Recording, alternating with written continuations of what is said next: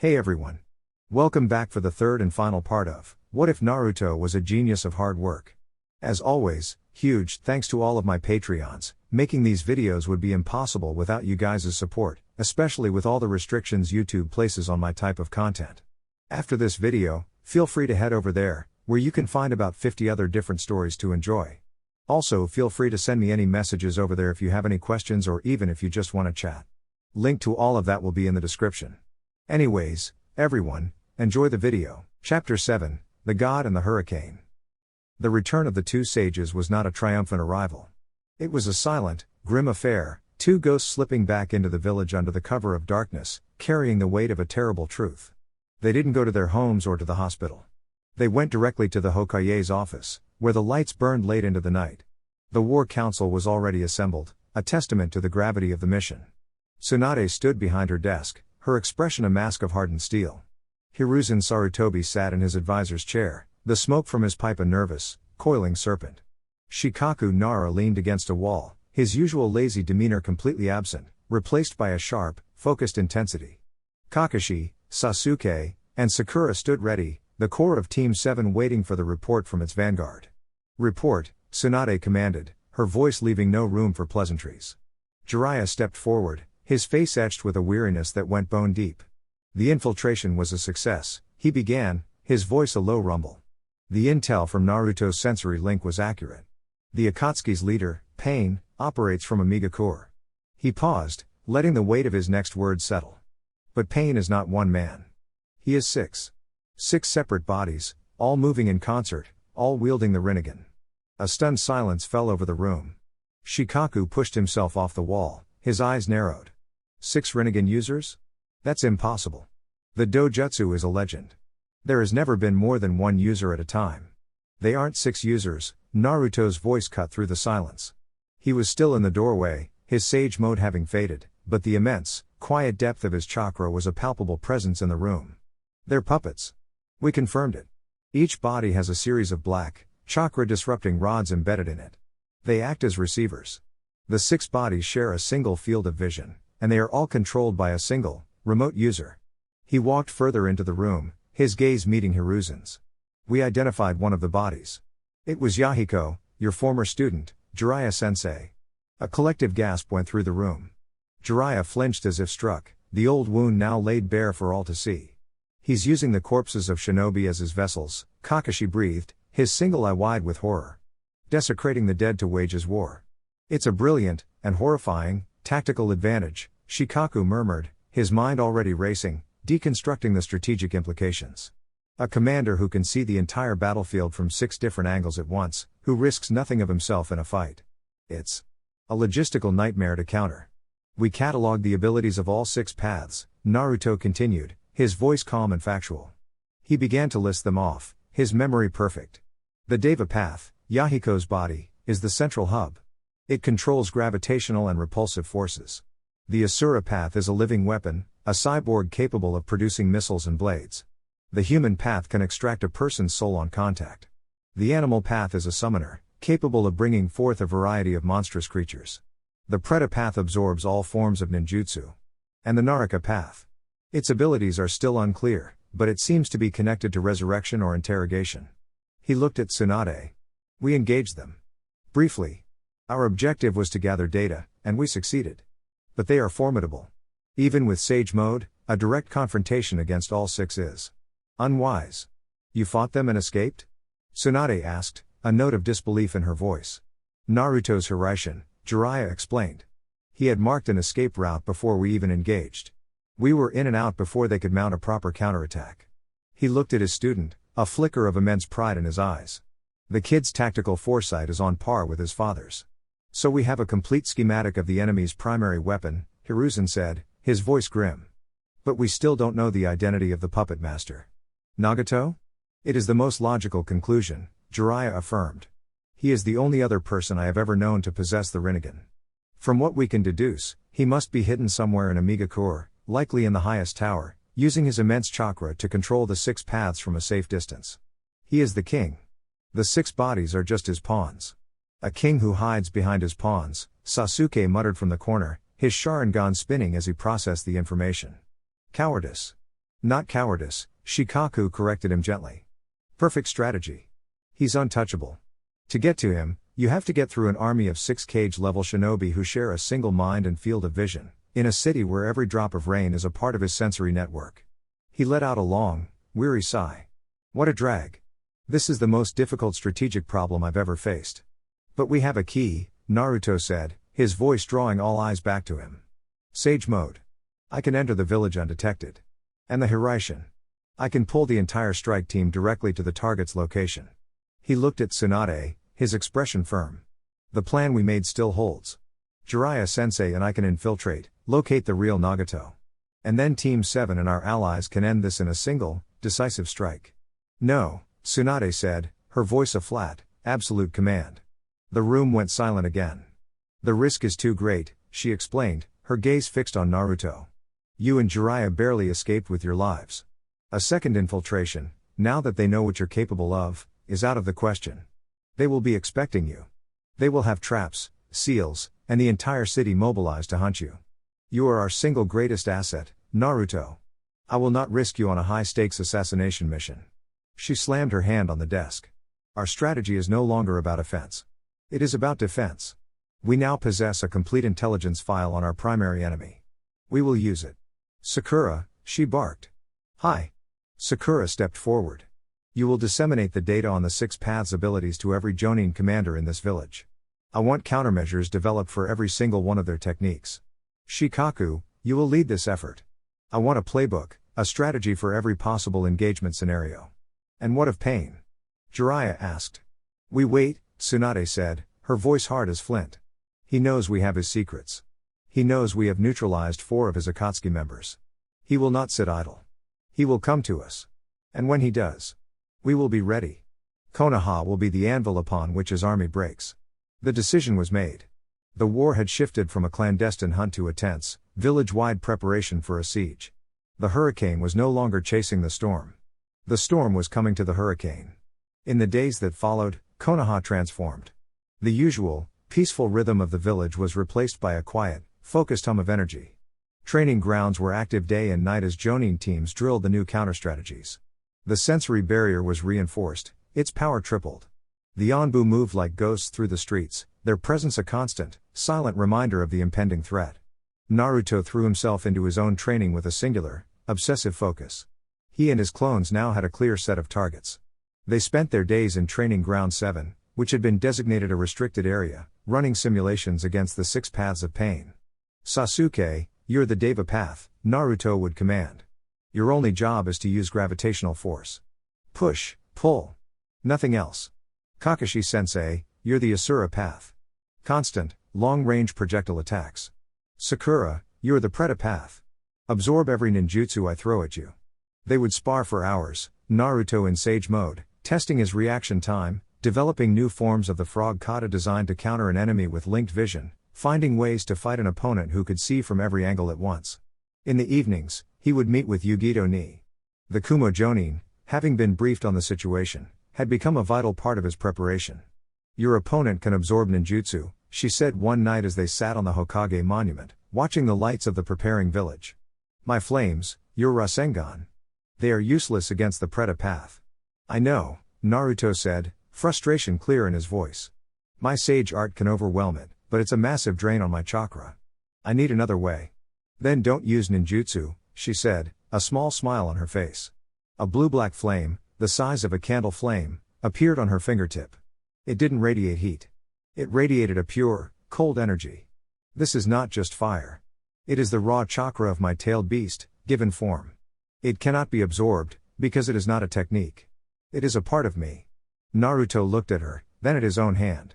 He focused, reaching inward, not to the raging ocean of Kurama's hatred, but to the small, steady flame of his own will. He remembered the fox's words. True power comes from perfect, absolute control.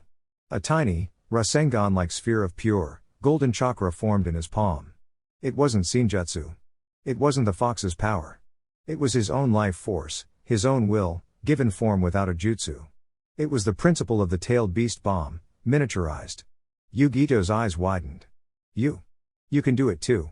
I'm learning, Naruto said, a grin spreading across his face. Thanks for the tip, cat lady.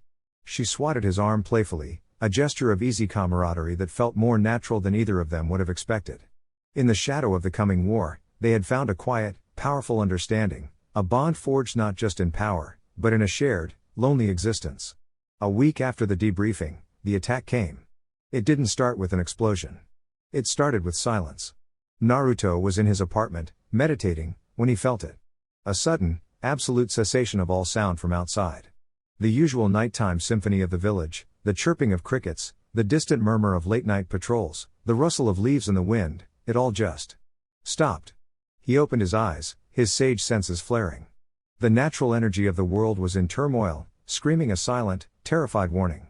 He was on his feet in an instant, his Jonin vest flying on, his face a mask of grim resolve. He looked out his window. The village was still there, the lights were still on, but it felt wrong. It felt like a photograph, a perfect, silent replica of the home he loved. Then, the sky over the Hokage Tower began to ripple, as if the stars themselves were a reflection in a disturbed pond. And from that ripple, 6 figures descended, landing silently on the roof of the tower, their black cloaks with the red clouds a stark, bloody sigil against the pale light of the moon. Pain had arrived. And the storm had finally broken over the hidden leaf. The anvil of Konoha. The silence was the first attack. It was a perfect, suffocating void, a genjutsu of the senses that fell over the entire village like a shroud. In the Hokage Tower, the sensory division cried out in alarm, their charts and monitors going completely dead, the vibrant hum of Konoha's collective chakra signature vanishing in an instant. Report. Tsunade's voice boomed through the command center, her knuckles white where she gripped the desk. Nothing, Lady Hokage. A sensor nin stammered, his face pale with sweat. The entire village. It's gone dark. It's as if we've been cut off from the world. But Naruto, in his small apartment, felt the truth. It wasn't that the world had gone quiet. It was that a new, terrible sound had drowned everything else out. The silent scream of natural energy being violated on a massive scale. He was on his feet, his Jonin vest on, before the first tremor was even felt. They're here, he whispered, his sage senses flaring to life. The 6 figures on the Hokage monument did not wait. They had the schematics of Konoha, courtesy of Jiraiya's own captured spies. They knew the layout, the key locations, the nerve centers of the village. They split up, a coordinated, multi-pronged assault designed to decapitate the village's leadership and sow maximum chaos in the shortest amount of time. The Asura Path, the living weapon, raised its arm, and a barrage of chakra-infused missiles streaked across the sky, aimed directly at the Anbu headquarters and the Jonin standby station. The animal path slammed its hands on the roof, and with a series of massive puffs of smoke, a menagerie of monstrous, multi-headed beasts erupted into existence in the northern training grounds, their roars finally shattering the unnatural silence. The human and Naraka paths flickered and vanished, moving into the residential districts with a terrifying, silent purpose, to hunt, to interrogate, to rip the location of the 9 tails from the minds of Konoha's shinobi. The Preta path simply leapt down into the center of the village, a walking black hole for ninjutsu, ready to nullify any large-scale counterattack. And the Deva path, the body of Yahiko, remained on the monument, a silent, godlike figure looking down upon the chaos he had unleashed, the conductor of a symphony of destruction. The invasion had begun. But Konoha was ready. Code red. Tsunade's voice roared through the command center's communication system, a wave of pure, indomitable will that cut through the initial panic. The Akatsuki leader, Pain, has begun his assault. All units, execute playbook Alpha 7. This is not a drill. I repeat, this is not a drill. The village responded instantly. The years of peace had not made them soft, it had made them efficient. The anvil was struck, and it did not break. It held. Asura Path is launching a projectile assault on Sector 4. A Jonin commander yelled from the floor. Team Guy is on it, Tsunade commanded. Their taijutsu is the perfect counter. I want them to suppress, not destroy. Draw him into the open. Monstrous summons have appeared in the northern training grounds. Another report came in. Deploy Team Kurenai and Team Asuma. Their tracking and capture containment strategies are our best bet. And get me Yugito ni. Tsunade ordered. Tell her the animal path is her personal chew toy. 2 unknown hostiles are moving through the residential sectors, engaging our shinobi. Sasuke. Tsunade's voice was a blade. That's your target. The human and Naraka paths. You are the only one who can visually track their soul extraction technique. Take them down. Hard and fast. Sasuke, already standing with Kakashi, simply nodded, his 3 Tomoe Sharingan blazing to life. Consider it done. He vanished in a flicker of movement. Kakashi, you have command of the central defense, Tsunade continued. The Preta path is a ninjutsu dead zone. I need you to coordinate the taijutsu squads. Keep him contained. Do not let him reach the hospital. Understood, Kakashi said, his voice calm and steady. He gave a final, reassuring look towards Sakura, who was already surrounded by her top medical nin, a serene, focused calm on her face. The hospital is now the primary triage center and a civilian shelter, Sakura stated, her voice ringing with the authority of her station. All defenses will be focused here. We will not fall. The command center was a symphony of controlled chaos, a testament to the weeks of tireless preparation. They had the enemy's playbook, and they had written a counter for every single page. Naruto arrived in the command center a moment later, a blur of yellow and black. Granny, what are my orders? He asked, his voice tight with a contained energy. Your orders are to stay here, Tsunade said without looking at him. You are the target. You are the prize. Every single one of Pain's moves is designed to draw you out. I will not let you walk into his trap. I can't just sit here while my friends are fighting. Naruto protested. I'm the strongest one here. I can end this. You're right, you are the strongest, Jiraiya said, appearing beside him and placing a heavy hand on his shoulder. And that's exactly why you have to wait. You are not just a shinobi, Naruto. You are our ultimate weapon, our final gambit. We don't deploy a tactical nuke to deal with a border skirmish. We wait until the enemy has committed all his forces, until he has revealed his true position.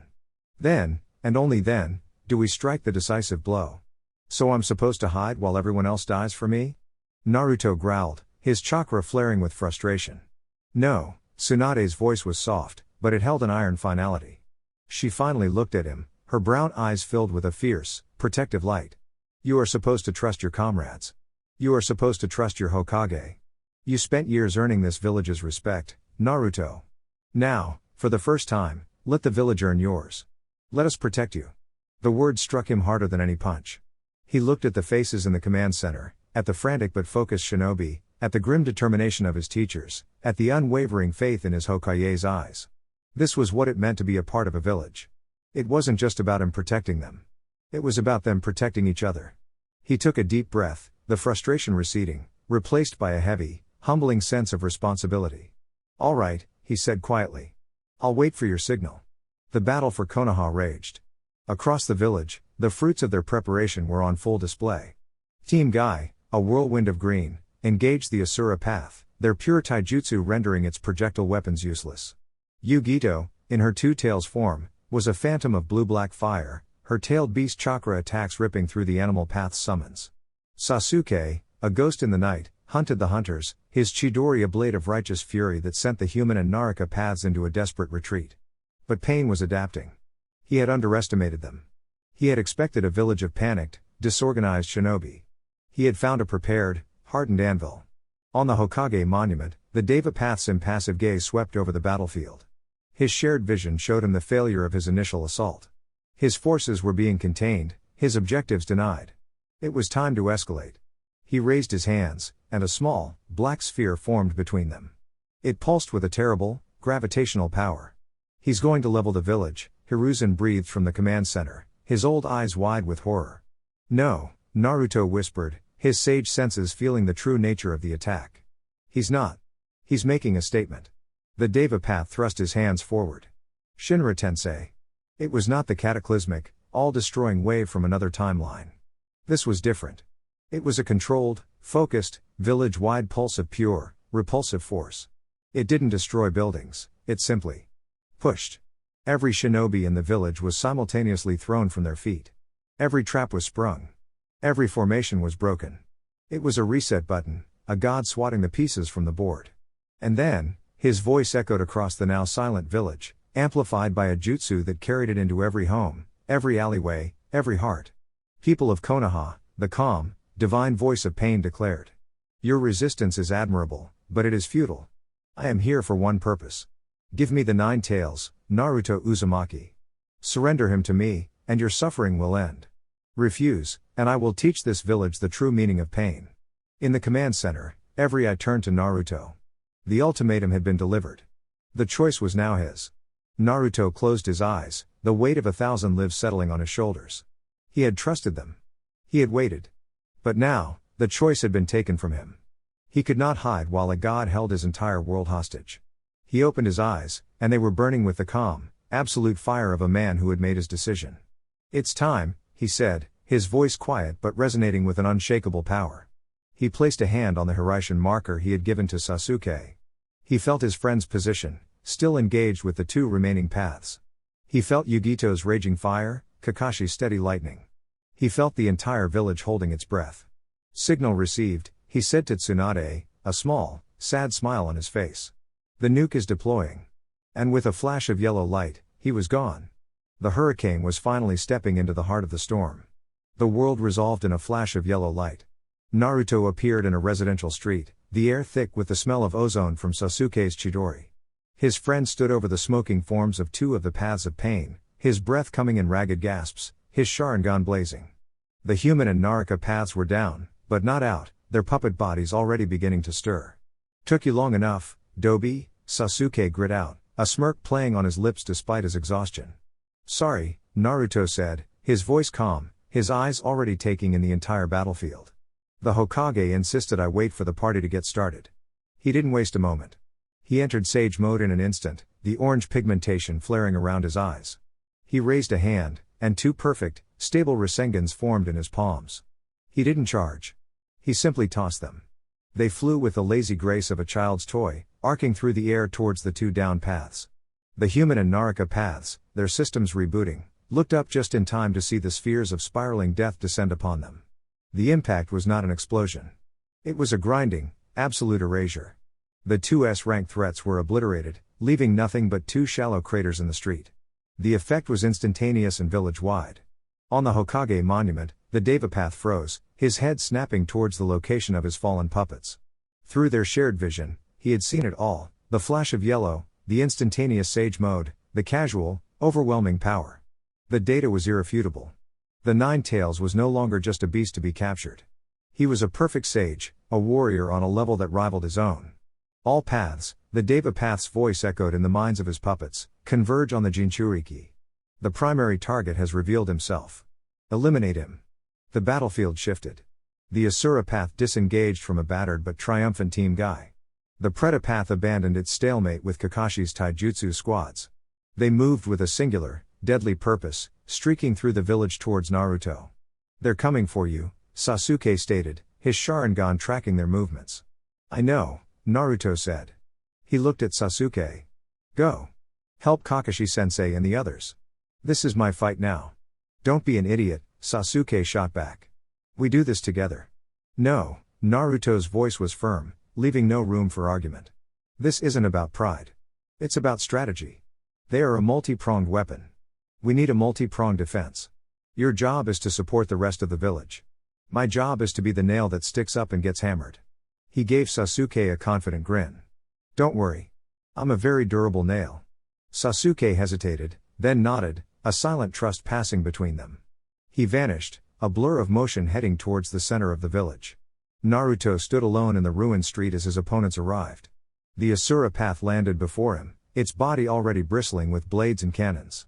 The Preta path landed to his right, a silent, absorbing void. And from the sky, the Deva path descended, landing softly on a nearby rooftop, his arms crossed, his Rinnegan eyes holding a cold, appraising light. "Naruto Uzumaki," the Deva path's voice was a calm, resonant monotone. "You have grown. But your power is an anomaly. A disruption to the peace I will create." "The only thing you're creating is suffering," Naruto countered, his voice quiet but carrying a weight that seemed to push back against the god's presence. "You talk about peace, but you don't even know what it means. Peace isn't the absence of fighting, Yahiko. It's the presence of understanding." The use of his original name seemed to strike a nerve. A flicker of some long-dead emotion crossed the Devapath's face. "Yahiko is dead. I am pain." "No," Naruto said sadly. "You're just his ghost. A puppet dancing on the strings of a man who's forgotten his own dream." "Silence."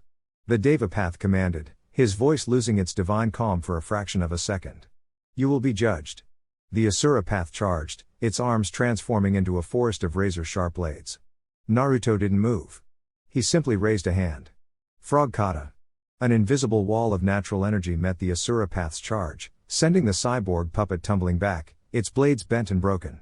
The Predapath lunged, its hands outstretched to absorb Naruto's sage chakra. But Naruto just smiled. He formed a Rasengan, but it wasn't made of his chakra. It was a sphere of pure natural energy, a technique only a perfect sage could wield. The Predapath's absorption failed, the raw energy of the world itself overloading its system and sending it staggering back, its cloak smoking. The battle was a masterclass in sage arts. Naruto flowed between the two paths, his movements a fluid, unpredictable dance. He was everywhere and nowhere at once, his frog kata striking from a distance, his sage-enhanced speed making him an impossible target. He wasn't just fighting them, he was deconstructing them, analyzing their every move, their every weakness. The Devapath watched from his perch, his impassive face slowly twisting into a frown. The data was undeniable. The Jinchuriki was not just powerful, he was untouchable. His mastery of Senjutsu countered every one of his path's abilities. Capturing him in a direct confrontation would be impossible without leveling the entire village, an act that would expend too much of his own chakra before he could extract the 9 tails. A new calculation was made. A new strategy formed. The 9 tails is a fortress, the Devapath murmured to himself. Then I shall take the rook instead of the king. He raised his hand. Shinra Tensei. Another massive, repulsive wave erupted from him, but this time, it was focused. It wasn't an attack on Naruto, but on the battlefield itself. The ground buckled, buildings were thrown into the air, and a massive cloud of dust and debris filled the entire northern sector of the village, a perfect smokescreen. In the chaos, the Devapath vanished. Naruto, standing untouched in the eye of the storm, felt the shift instantly. He's running? Then he felt it. The Devapath's chakra signature, moving at an incredible speed, not away from the village, but across it. Its target, the northern training grounds, where the monstrous form of the 2 tails was still locked in a furious battle with the animal path's summons. Yugito. Naruto breathed. He didn't hesitate. He placed a hand on the Hiraishin marker he had given Yugito after their encounter with Hidan and Kakuzu, a small, discreet seal she had woven into the wrappings on her arm. The world dissolved in a flash of yellow. Yugito Ni was exhausted. She had destroyed dozens of the animal path's summons, but they just kept coming. She was a raging inferno of blue-black flame, but even an inferno has its limits. She was beginning to tire, her movements becoming a fraction slower. It was the opening the animal path needed. It summoned its most powerful beast, a colossal, multi-headed dog that slammed into her, its massive jaws locking onto her fiery form, pinning her to the ground. At that exact moment, the Devapath appeared on the battlefield. It is over, 2 tails, Pain said, walking calmly towards her, his hand outstretched, a black chakra rod forming in his palm. Yugito struggled, but she was trapped, her chakra being drained by the monstrous dog. She closed her eyes, a curse on her lips, ready for the end. But the end never came. A flash of yellow light, and Naruto was there, standing between her and Pain. He didn't look at Pain. He looked at the giant dog holding her down. Get off of her, he said, his voice dangerously quiet. He held out his hand, and a Rasen shuriken shrieked to life. He didn't throw it. He slammed it into the dog's head. The jutsu detonated, and the colossal summon didn't just dispel in a puff of smoke, it was annihilated, its very existence shredded by a million microscopic wind blades. Yugito was free. She stared at Naruto, who stood before her like a guardian deity, his back to her, his sage mode aura a beacon of unwavering strength. I told you, Naruto said, his voice soft enough for only her to hear. I don't abandon my comrades. A warmth spread through Yugito's chest, a feeling so foreign and so powerful it almost brought her to her knees. It was not just gratitude. It was something more. Pain looked at the scene, his impassive mask finally cracking with a hint of annoyance. You are a fool, Naruto Uzumaki. You have abandoned your strategic advantage to save One Piece. Now, you will both fall. You know, Naruto said, finally turning to face his opponent, a confident, almost lazy smile on his face. For a god, you're not very good at math. He made a single hand seal. And behind him, from every corner of the village, 1,000 shadow clones appeared, their sage mode markings glowing in the twilight. They surrounded the remaining paths of Pain, cutting them off, isolating them. You're not fighting a shinobi, Pain, Naruto declared, his voice ringing with the power of 1,000 of himself. You're fighting an army. You're fighting the entire Hidden Leaf village. And we are the anvil upon which you are about to break. He charged, and his army charged with him. The weight of gods and men. The charge of 1,000 sages was a silent, overwhelming tide. There was no war cry, only the sound of 1,000 pairs of feet hitting the ravaged earth in perfect unison. It was the physical manifestation of one man's will, multiplied into an army. The remaining paths of pain, designed to be an unstoppable force against any nation, found themselves suddenly, catastrophically outnumbered. Disperse and engage, the Deva Path's voice commanded in their minds, but it was too late. The tide of orange and black washed over them. The Asura Path, its body bristling with cannons and blades, was instantly swarmed by 200 clones. His joints are his weak points. One clone yelled, its voice part of a coordinated chorus. Suppress the missile pods on his back, another commanded. It wasn't a fight, it was a disassembly. The clones moved with a terrifying, hive mind efficiency, each one performing a specific task: a punch to buckle a knee, a wind chakra blade to sever a hydraulic line, a Rasengan to shatter a rocket launcher. The cyborg puppet, a weapon that could level a city block, was taken apart like a broken toy.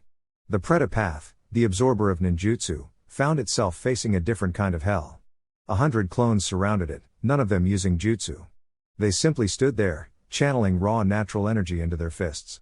He can't absorb this, a clone stated calmly. It's not a technique. It's the world hitting him.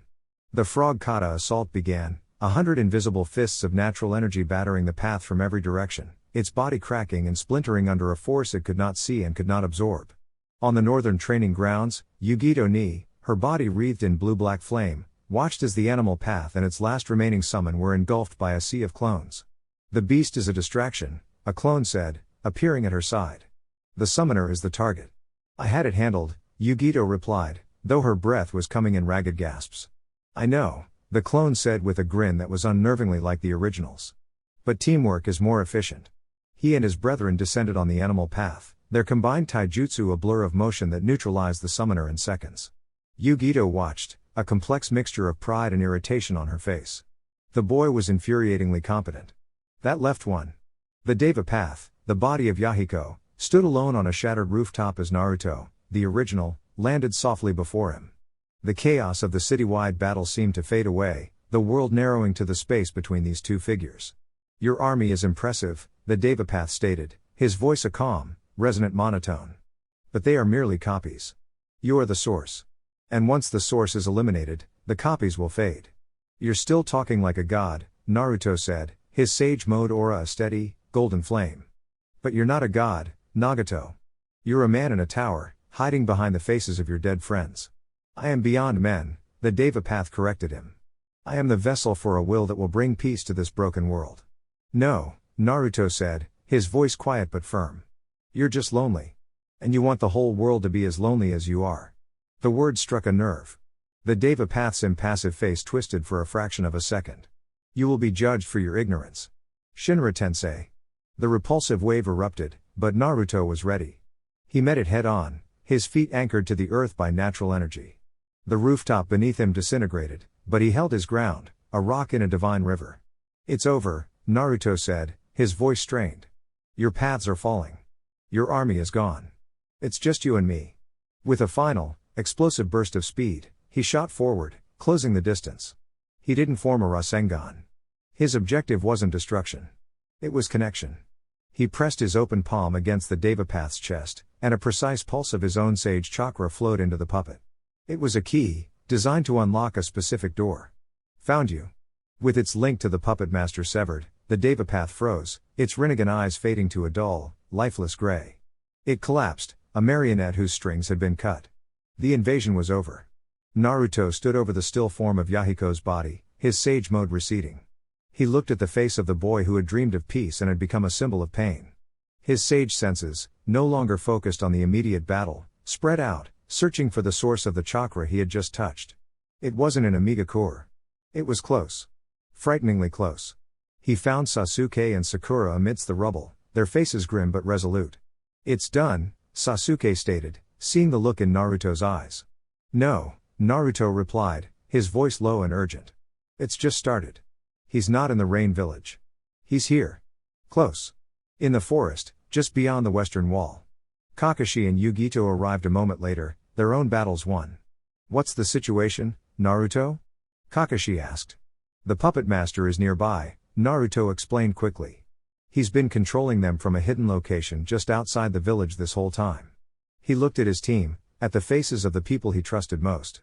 It's time to finish this. There was no debate. This was the mission. Naruto led the way, his sage senses guiding them through the forest with an unerring certainty. They moved like ghosts through the trees, the sounds of the recovering village fading behind them. They found it in a clearing they had all passed 100 times. A massive tree, larger than any in the forest, its trunk and branches made not of wood, but of countless, tightly packed sheets of paper. It was a beautiful, unnatural thing, and at its base, a figure stood waiting. It was Konan, her expression a mask of serene, sorrowful resolve. "This is as far as you go," she said, her voice as soft as falling leaves. "You will not disturb Nagato." "Konan, stand aside," Naruto said, his voice gentle but firm. "This isn't your fight." "His pain is my pain," she replied, her body beginning to dissolve into a swirl of paper. "His dream is my dream. I will not let you interfere." "Then you're as blind as he is," Naruto stated. "The dream you're fighting for died with Yahiko. This is just an obsession." He didn't attack her. He simply walked forward. Konan unleashed a storm of paper shuriken, a blizzard of white death. But Naruto kept walking. A thin, invisible aura of natural energy, the essence of the frog kata, surrounded him, deflecting the paper blades before they could touch him. "My fight isn't with you, Konan," he said, his voice filled with a sad understanding as he passed through her storm of paper unharmed. He reached the base of the paper tree and placed a hand on its trunk. It parted before him like a curtain. Inside, the air was stale, thick with the scent of sickness and ozone. And in the center of the hollowed-out tree, wired into a grotesque, throne-like machine, sat the emaciated form of Nagato. Sasuke, Sakura, Kakashi, and Yugito stood guard outside, a silent, deadly perimeter, leaving Naruto to face the ghost in the machine alone. "It's over, Nagato," Naruto said, his voice echoing in the quiet chamber. "You? How did you find me?" Nagato stammered, his Rinnegan eyes, ancient and full of pain, widening in shock. "You underestimated Konoha," Naruto replied. "And you underestimated your own dream." He took a step forward. "Jiraiya-sensei told me about you. About the boy who wanted to find peace without violence. What happened to that boy?" "He died." Nagato snarled, a surge of power causing the machinery to spark. "He died in the endless rain of this wretched country, drowned in the blood of his friends. You, who have lived in the light of the sun, cannot possibly understand my pain." "My pain is not the issue here," Naruto said, his voice hardening. "Ask Sasuke about watching his family be slaughtered by the brother he idolized. Ask Kakashi-sensei about losing his entire team. Their pain is real. Your pain is not special, Nagato. It's just pain. It's the currency of our world. The only thing that defines us is what we choose to do with it. You chose to burn the world down. We chose to protect it. I wanted peace," Nagato whispered, his resolve crumbling. "This isn't peace," Naruto shot back, his voice sharp. "It's tyranny born from grief." Jiraiya-sensei believed peace came from understanding. From shouldering the hatred of others and refusing to pass it on. He held up the worn copy of the Tale of the Utterly Gutsy Shinobi. "He wrote this for you. He believed in you." Nagato stared at the book, and a single tear, the first in decades, traced a path through the grime on his cheek. The god shattered, leaving only a broken man. What should I have done?" "Trusted him," Naruto said softly. "Trusted your friends. Trusted yourself." He took a final step forward. "It's not too late, Nagato. You can still honor their dream. You can still choose peace." Nagato looked at the boy before him, at the unwavering will, at the impossible empathy. He saw the legacy of his master, perfected. He made his choice. "Konan," he called out, his voice gaining a faint echo of its old strength. "He is the one. The change we hoped for." He looked at Naruto. "You have shown me the path I lost." He brought his hands together in a final, difficult seal. "Nagato, no," Konan cried, rushing into the chamber, realizing his intent. "Your chakra. You don't have enough." "It is enough," he said, a faint, peaceful smile on his lips. Art of Rin rebirth. A gentle, green light flowed from him, a wave of life that washed over the world. In Konoha, the dead began to stir. Kakashi, standing guard outside the tree, gasped, the world returning to him in a rush of color and sound. The village, bruised and battered, was made whole. In the tree, Nagato's life faded, a final, redemptive gift. The sun began to rise, its rays filtering through the paper leaves of the great tree. The war was over. Naruto stood in the quiet of the chamber, the weight of it all settling upon him. He had faced a god and had won, not with power, but with a truth that was sharper than any blade. The greatest power wasn't the ability to destroy worlds, but the will to rebuild one. Konan stood beside Nagato's still form, tears streaming down her face. She looked at Naruto, her expression a mixture of grief and a new, fragile hope. "He trusted you," she whispered. "He believed in you." She bowed her head. "The Rinnegan. Yahiko's dream. I entrust them to you." Sasuke stepped into the chamber, his Sharingan taking in the scene. "He's gone. But the man in the mask, Tobi, is still out there. The one who was controlling him." "I know," Naruto said, turning to face his team, his expression weary but resolute. "The war for the truth is far from over." He looked out through the paper leaves at the rising sun over his village. "But for the first time, the world feels a little smaller." He managed a tired grin. "Let's go home and tell them we won." The Summit of Shadows. The return to Konoha was a surreal experience. The village, miraculously whole thanks to Nagato's final, redemptive act, welcomed them not with a parade, but with something far more profound, a quiet, reverent awe. As Naruto walked through the streets, the villagers didn't cheer. They stopped. They bowed their heads. They whispered his name, not as the demon brat, not even as the unpredictable powerhouse, but as their savior. The weight of 1,000 grateful gazes was heavier than any mountain. Team 7 found their new rhythm at Ichiraku Ramen, the small noodle stand now a sanctuary of normalcy in a world that had been irrevocably changed. "So," Kakashi said, his visible eye crinkling into a smile as he watched Naruto down his third bowl. "What's it like being the hero of the leaf?" "It's loud," Naruto admitted, pausing between bites. "The quiet is loud. I'm used to people yelling at me. The silence is unnerving." "They don't know what to say," Sakura observed, her voice soft. "How do you thank someone for giving you back your family?" She looked at Kakashi, a deep, shared understanding passing between them. Both had been brought back from the brink by Nagato's jutsu. Both owed their lives to Naruto's words. Sasuke was silent, his chopsticks picking methodically at his noodles. His gaze was distant, his mind clearly elsewhere, sifting through the rubble of his own history, searching for the foundations of a new purpose. Their quiet meal was interrupted by the appearance of a Kumo messenger hawk, which landed gracefully on the counter before Yugito Ni, who had joined them. She untied the scroll, her expression hardening as she read. "It's from the Raikage," she announced, her voice tight. "He calls for an emergency summit. Of all 5 Kage." The casual atmosphere evaporated. "A Kage summit?" Kakashi murmured. "There hasn't been one in decades. Not since the end of the last Great War."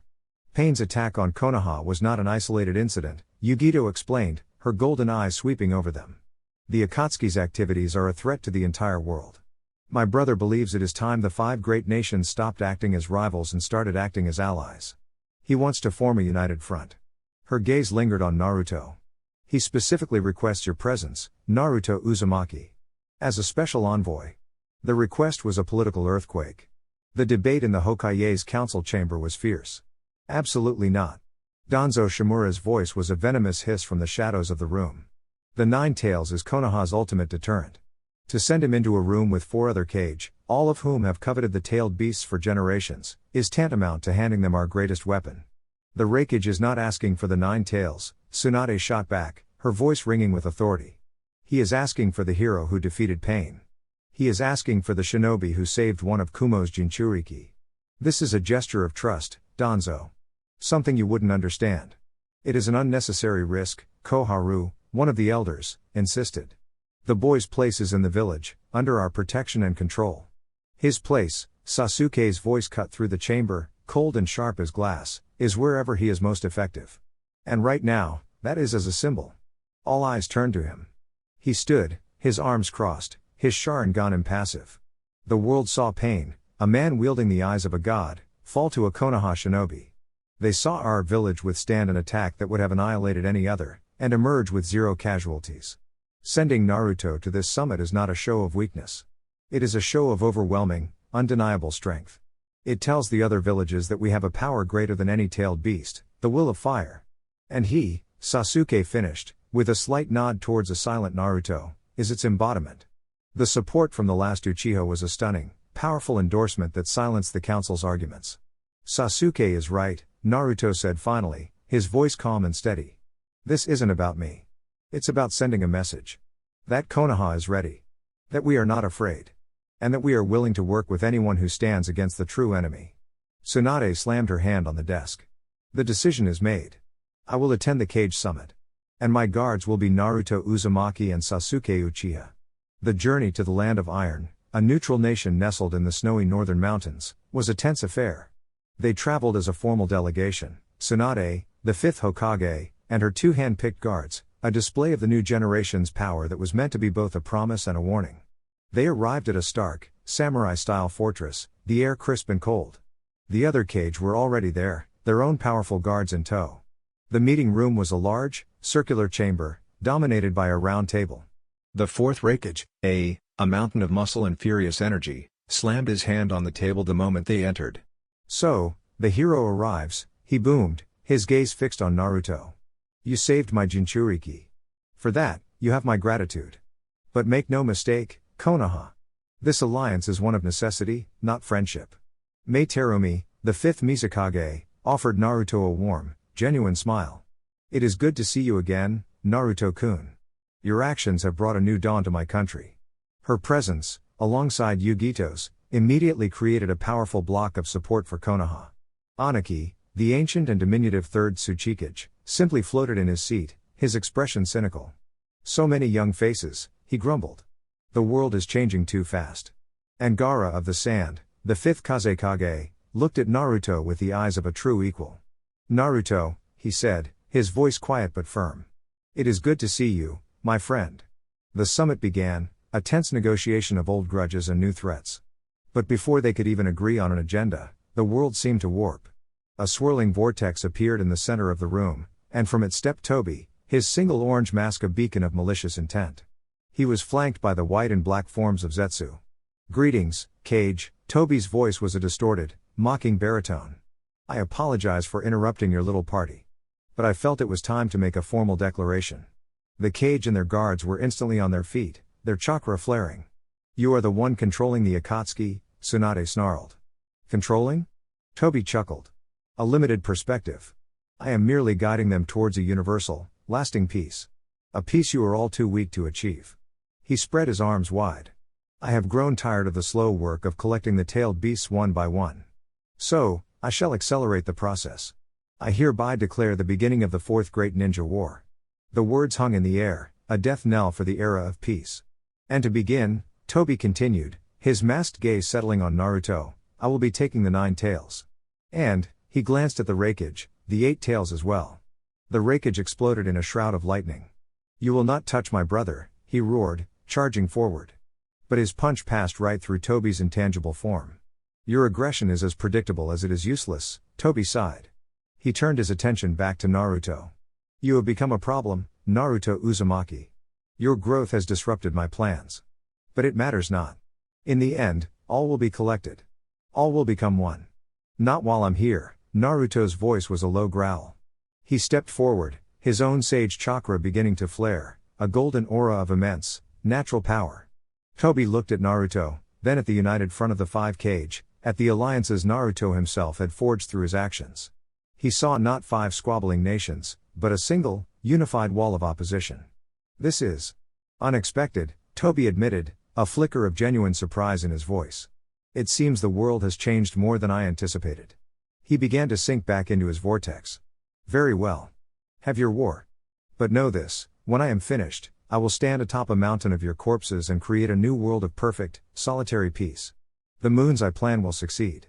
With that, he vanished, leaving behind a room of sworn enemies now united by a single, terrifying purpose. The Fourth Great Ninja War had begun.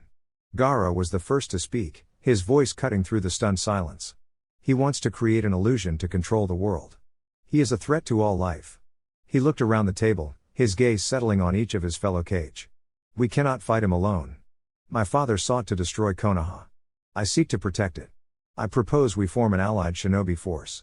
Kumo will stand with Konoha, the Raikage boomed, his earlier animosity replaced by a grim resolve. The mist is in your debt, Mei added, her voice firm. We will fight. Aniki, the old Tsuchikage, looked at Naruto, at the boy who had defied a god and united the world's most powerful leaders. He sighed, a sound of weary resignation. It seems I have no choice but to trust in this new generation. A unanimous decision. The allied shinobi forces were born. Naruto stood among them, no longer just a Jonin of the leaf, no longer just a Jinchuriki. He was the catalyst, the hurricane who had inadvertently swept away the old world of hatred and mistrust, and in its place, had left the foundations for a new, united front. The war had been declared, but for the first time in history, the entire world would be standing together to face the darkness. The first move. The silence Toby left behind in the summit chamber was more profound than any battle cry. It was the silence of a world that had just been pushed to the brink, the quiet intake of breath before the plunge. The five cage, leaders of nations that had been rivals for a century, looked at each other, the old lines of animosity and mistrust blurred by the stark, unifying shadow of a common enemy. The Raikage, was the first to break the silence, his voice a low rumble that shook the very foundations of the fortress. He wants a war, he growled, slamming a massive fist on the table. Then we will give him one. A war against a man who cannot be touched and an army of the dead is not a war we can win with brute force. Raikage dono, Anaki, that Tsuchikage, countered, his voice a reedy, cynical rasp. He has declared his objective, the 8 tails and the 9 tails. The most logical first move is to deny him his prize. You suggest we hide? Tsunade's voice was sharp, her gaze hard. We are the 5 great nations. We do not hide from a single threat.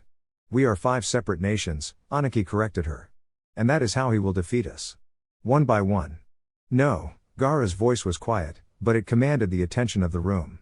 He stood, his arms crossed, his gaze sweeping over his fellow leaders. Not anymore. I proposed an allied shinobi force. I now formally move that we created one army, under one command, to face this threat together. And who would lead such an army? The Raikage challenged, his eyes narrowing. Kumo has the strongest military. It is only logical that I should be appointed supreme commander. Logical, perhaps, Mei Terumi said, her voice a smooth, diplomatic counterpoint. But this alliance is a fragile one, built on a new and untested trust. Its leadership must be a symbol of that unity, not of one nation's dominance. She looked around the table. The land of iron is neutral territory. Its samurai are disciplined and respected. I propose we ask their general, Mifune, to lead us. The debate raged, a tense negotiation of power and politics, but the foundation was laid.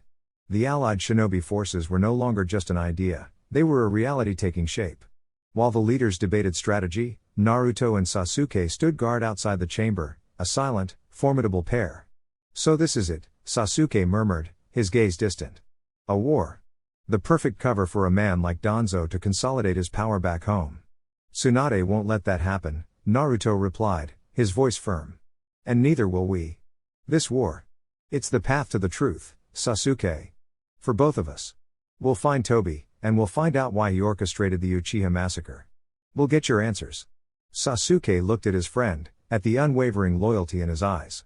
Our answers, Naruto, he corrected quietly. This is our fight now. Their conversation was interrupted by the approach of 2 figures. Mei Terumi and Yugito ni. Naruto-kun, Mei began, her usual playful tone replaced by a serious, almost solemn respect. What you have done here today. You have forced the world to change. You have given us a chance, perhaps the only one we will ever have, to stand together. I didn't do anything, Naruto said with a shrug. I just showed up. You did more than that, Yugito countered, her golden eyes intense. You showed them that power does not have to be a tool of fear. You showed them it can be a source of hope. She took a step closer.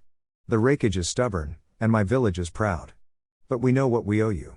When this war comes, know that Kumo will not just fight alongside Konoha. We will fight for you. It was a declaration of profound political and personal significance. A bond had been forged, not in a treaty, but in the shared fire of battle and a quiet, mutual respect. The summit concluded with a historic agreement. The allied shinobi forces were officially formed, with the Raikage appointed as the supreme commander, a concession made to secure the full might of Kumo's army. Their first, and most critical, strategic decision was also made, and it was one that would change the course of Naruto's life. Tsunade summoned Naruto and Sasuke to her private quarters. Her face was grim. They have made a decision, she said, her voice heavy. The Council of Kage. It was unanimous. She looked at Naruto, her eyes filled with a fierce, protective light. The primary objective of the allied forces is to protect the remaining Jinchuriki. You and Killer Bee, the 8 tails. You are to be moved to a secure, hidden location until the war is over. The words landed like a physical blow. Naruto stared at her, his mind struggling to process the command. What? Hide? While everyone else is out there fighting and dying? This is not a debate, Naruto. Tsunade's voice was hard as steel. You are the enemy's primary target.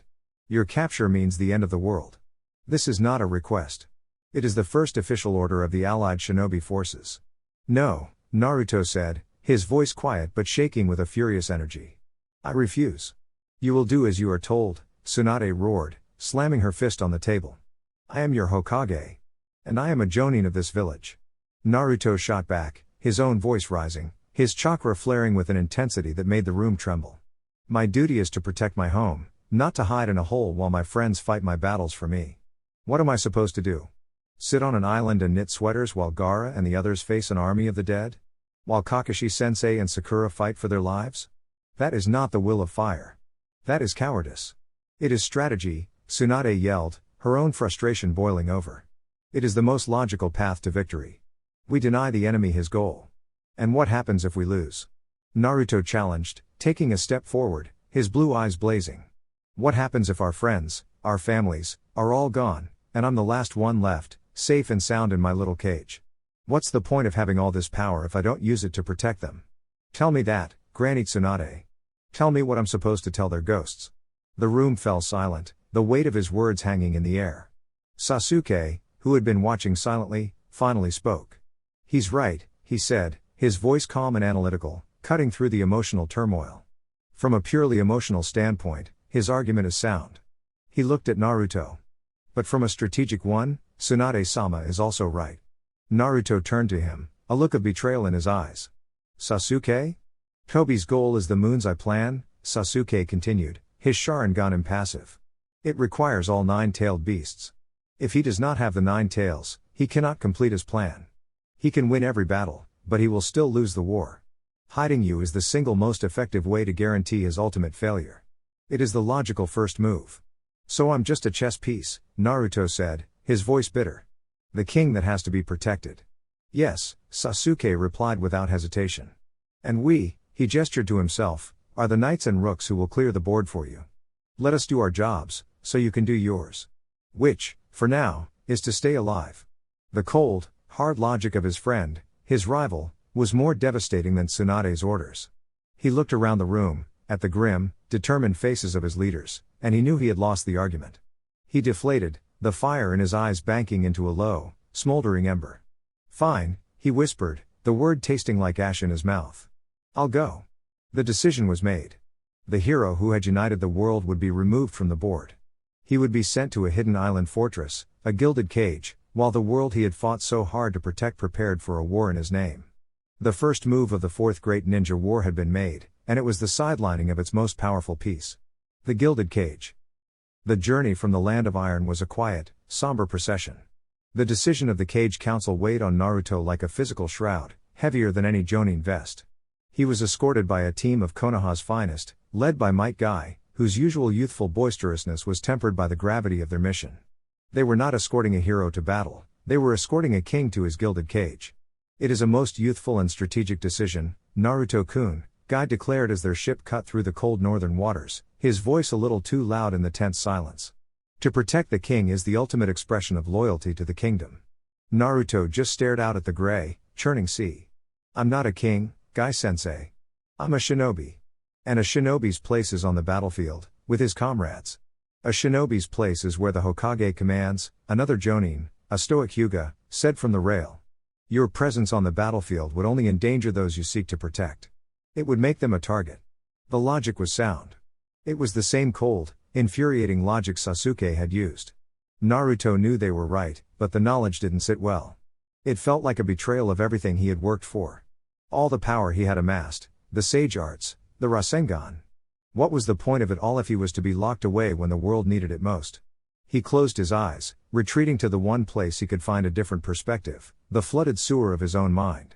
He stood before the great cage, the water at his feet cold and still. Kurama's colossal, slitted eye opened, regarding him with a lazy, mocking amusement. Well. The great hero who united the world, caged like a common beast. How does it feel, jailer, to finally understand my world? Shut up, Naruto muttered, his voice flat. Oh, have I struck a nerve? The fox rumbled, a sound like grinding stones. You speak of trust, of comradeship. But in the end, they see you as I do. A weapon. A resource to be managed, to be hidden away until they have need of your power. They do not trust you. They fear you. They're trying to protect me, Naruto countered, though the words felt hollow even to him. They are protecting a tool, Kurama sneered. Do not fool yourself. The moment the war turns against them, the moment their own strength fails, they will come crawling back, begging for the monster in the cage to save them. It is the way of humans. Naruto had no answer for that. He opened his eyes, the cold reality of the ocean spray a welcome distraction from the colder truth spoken by the demon in his gut. Their destination was a marvel of shinobi engineering and natural camouflage, a colossal island turtle, a living fortress that constantly moved through the uncharted waters of the cloud country. As their ship approached, the island seemed to rise from the sea, a world of ancient forests and strange, towering rock formations. They were met by a small party of Kumo shinobi, led by a calm, serious man named Motoi. Welcome to the island turtle, he said, his gaze assessing Naruto with a professional curiosity. The Raikage has entrusted us with your safety. You will be secure here. The words safe and secure sounded like imprisoned and caged to Naruto's ears. He was led through a dense, jungle-like forest filled with bizarre, giant animals. It was a place teeming with a powerful, wild natural energy. This island is a natural fortress, Motoi explained. The animals here are a part of its defense system. They are hostile to all outsiders. Then why aren't they attacking us? Naruto asked. Because you are with me, a new voice boomed, a voice that was inexplicably rhyming. And these beasts know better than to mess with the great killer bee. Woo! He. A tall, dark-skinned man with a distinctive bull horn tattoo on his cheek and 7 swords strapped to his back appeared, striking a dynamic pose. He wore a Kumo Jonin vest and a pair of sunglasses, and he radiated an aura of cheerful, unshakable confidence. Naruto stared. This was the legendary Jinchuriki of the 8 Tails? The man whose power was said to rival Ikage's? So you're the 9 Tails kid, the hero of the leaf, it's true. Be rapped, pointing a thumb at his own chest. Well, I'm the 8 Tails master, a rap battling disaster. You're in my house now, so check your frown, before I have to throw down. Bakuyaro. Kanoyaro.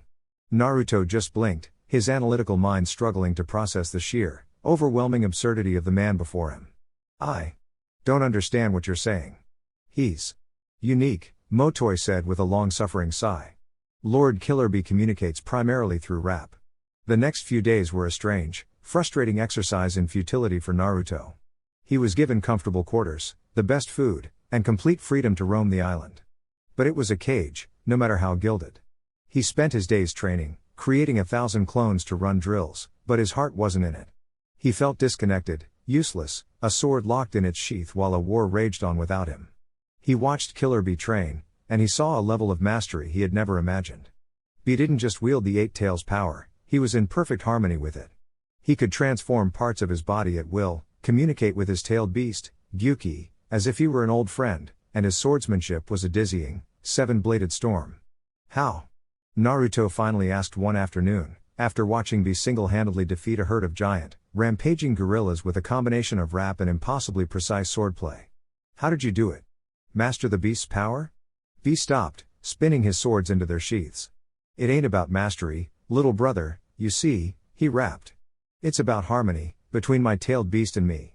You gotta face the hate, seal your fate, before it's too late. Motoi, seeing Naruto's confusion, decided to intervene. There is a place, he said, his voice low. A place on this island where Lord Bee completed his training. It is called the Waterfall of Truth. It is a place where a Jinchuriki can confront the beast within.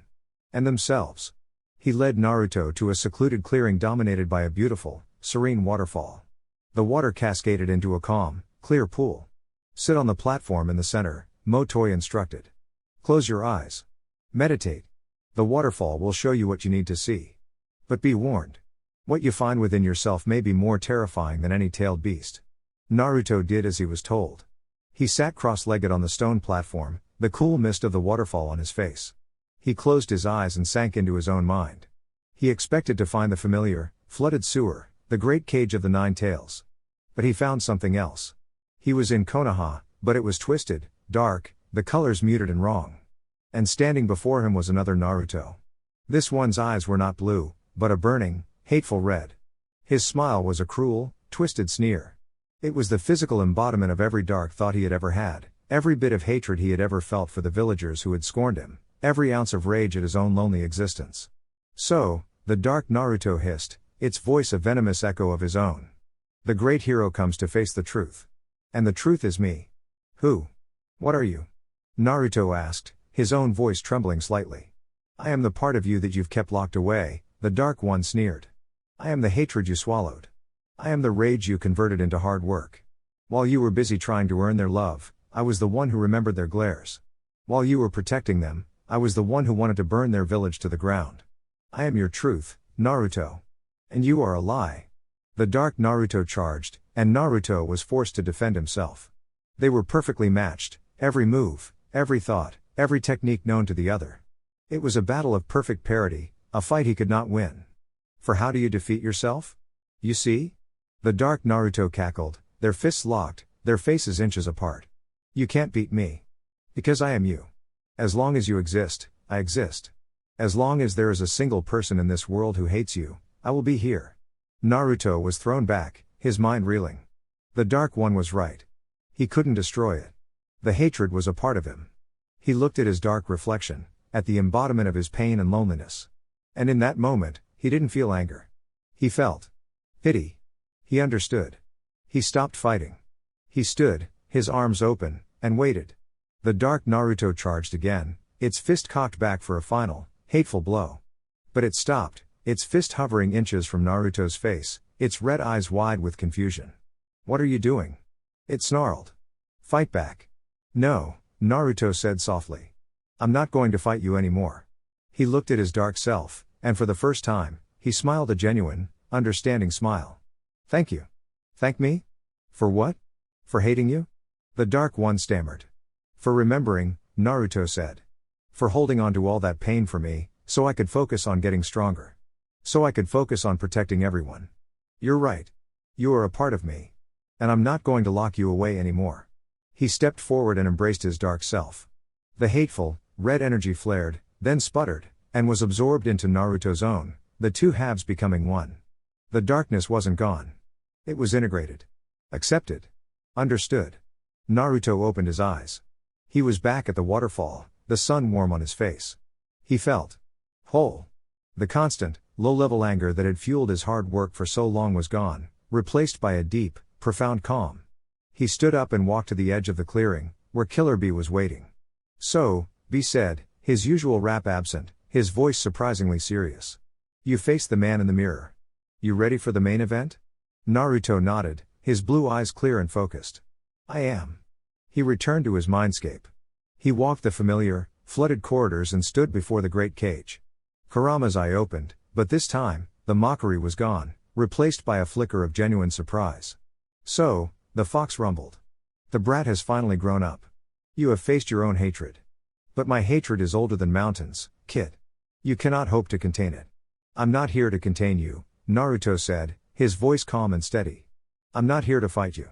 He reached up and placed his hand on the paper seal that held the great gates shut. I'm here to talk. With a single, decisive motion, he tore the seal away. The great gates of the cage swung open. The great iron gates groaned open, the sound echoing in the vast, watery chamber of Naruto's mind. The paper seal, the masterwork of the fourth Hokage that had held a god of destruction in check for 16 years, fluttered away into nothing. For the first time since his birth, Naruto stood before the nine-tailed fox, Kurama, with nothing between them. The colossal beast rose slowly to its full, terrifying height, its 9 massive tails lashing the air, stirring the water at Naruto's feet into a churning vortex. The sheer pressure of its chakra was a physical force, a wave of ancient, bottomless hatred that should have crushed Naruto's will into dust. But Naruto stood his ground. He had faced his own darkness at the waterfall of truth, and the hatred of another no longer held any terror for him. You fool, Kurama's voice was a low, rumbling earthquake, a sound that was felt as much as it was heard. Do you have any idea what you have just done? You have unleashed a power that will consume you. I will drown you in my hatred, erase your pathetic consciousness, and take this body for my own. Your father's legacy will end with you being remembered as the monster who finally broke free. A tidal wave of malevolent, red chakra surged from the cage, a physical manifestation of Kurama's rage. It wasn't a jutsu. It was pure, unadulterated killing intent, an energy that could drive lesser men insane. No, Naruto said, his voice calm and steady amidst the psychic storm. You won't. He didn't try to fight the chakra. He didn't try to suppress it. He simply let it wash over him. He had faced his own hatred, the hatred of another was just noise. He stood, an island of calm in an ocean of rage. Kurama stared, his colossal, slitted eye wide with a flicker of genuine disbelief. You are not fighting back. Why are you not fighting back? Every other human, every other jailer, has tried to dominate me, to steal my power. Why are you just standing there? Because I'm not here to steal from you, Naruto replied, taking a slow, deliberate step forward, the water sloshing around his ankles. And I'm not your jailer. Lies, Kurama roared, slamming a massive, clawed paw against the watery floor, sending a wave crashing against Naruto. You are the descendant of the Uzumaki who sealed me away. You are the son of the man who imprisoned me in this disgusting, snot-nosed brat's body. You are all the same. My mother was Kushina Uzumaki, Naruto said, his voice quiet but firm, cutting through the fox's rage. She was your previous Jinchuriki. And my father was Minato Namikaze, the fourth Hokage. They didn't imprison you out of hatred, Kurama. They did it to save the village. To save me. The use of his name, a name no one had spoken in decades, seemed to stun the great beast into a momentary silence. You know my name? Kurama whispered, the rage in his voice momentarily replaced by a flicker of something else. Something ancient and weary. I know that you weren't always a monster, Naruto continued, taking another step. I know that you and the other tailed beasts were once a part of a single, greater being. That you were given names by the sage of six paths himself. You weren't born a creature of hate. You were made into one. By humans. He looked up, his blue eyes meeting the fox's colossal red one. For 100 years, you've been treated as nothing more than a weapon.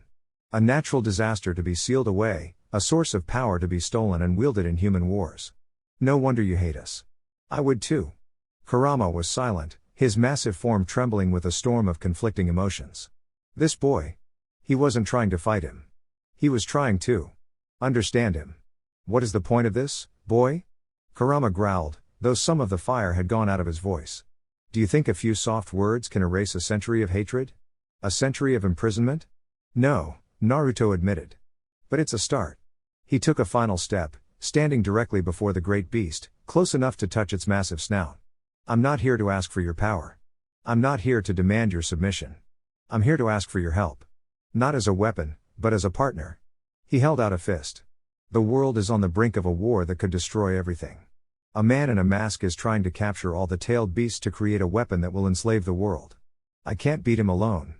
Konoha can't beat him alone. We need you. Not your power. You. Your knowledge. Your experience.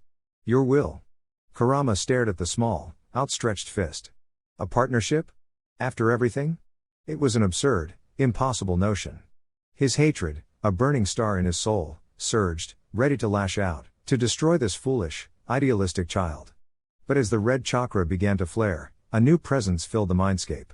A gentle, warm golden light enveloped Naruto. A figure with spiky blonde hair and a white coat appeared behind him, his hand resting on his son's shoulder. He's right, you know, Minato Namikaze said, his voice calm and proud. At the same time, a fiery, red-haired woman with a mischievous, loving smile appeared on Naruto's other side, wrapping her arms around him. Listen to our son, you big fur ball, Kushina Uzumaki said, her voice filled with a fierce, maternal warmth. He's got more guts than both of us combined, you know.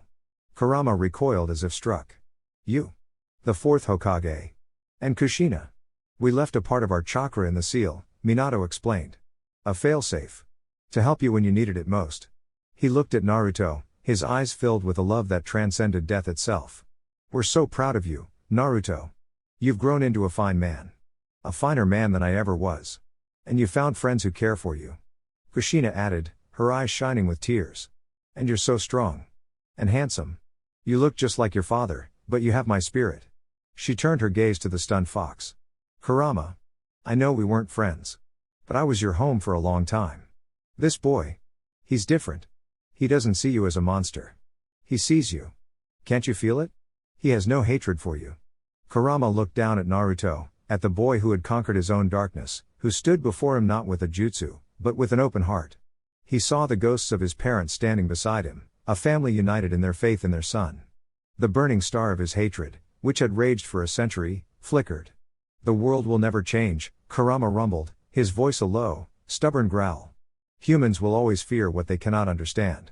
They will always seek to control what they fear. Then we'll teach them, Naruto said, his fist still outstretched. Together. No more cages. No more jailers. Just partners. What do you say? Kurama looked at the boy. He looked at the ghosts of Minato and Kushina, who smiled at him with a sad, hopeful light. He looked back at the outstretched fist. For a century, he had been a force of nature, a symbol of destruction.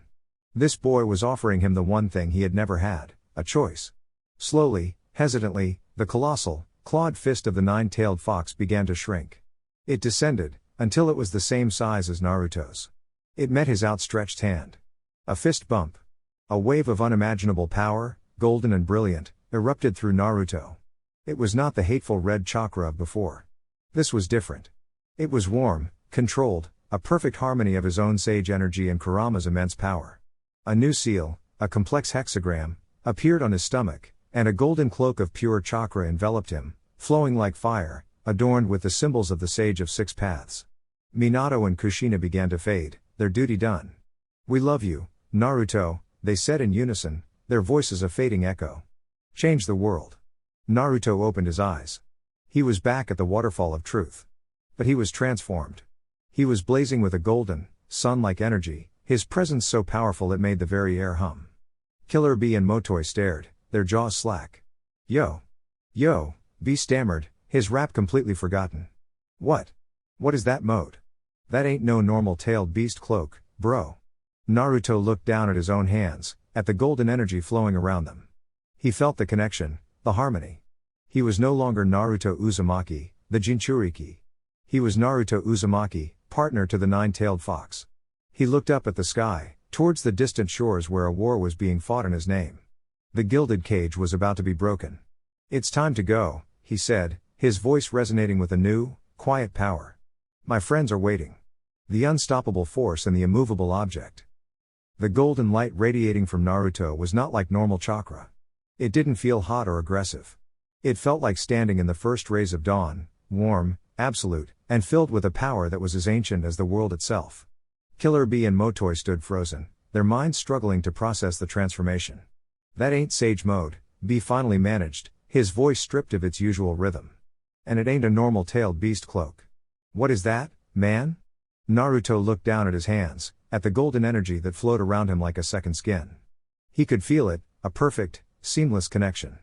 His own chakra, the boundless natural energy of the world, and Kurama's immense power, all woven together into a single, harmonious whole. He wasn't just wielding power anymore. He was power. Inside his mind, the change was just as profound.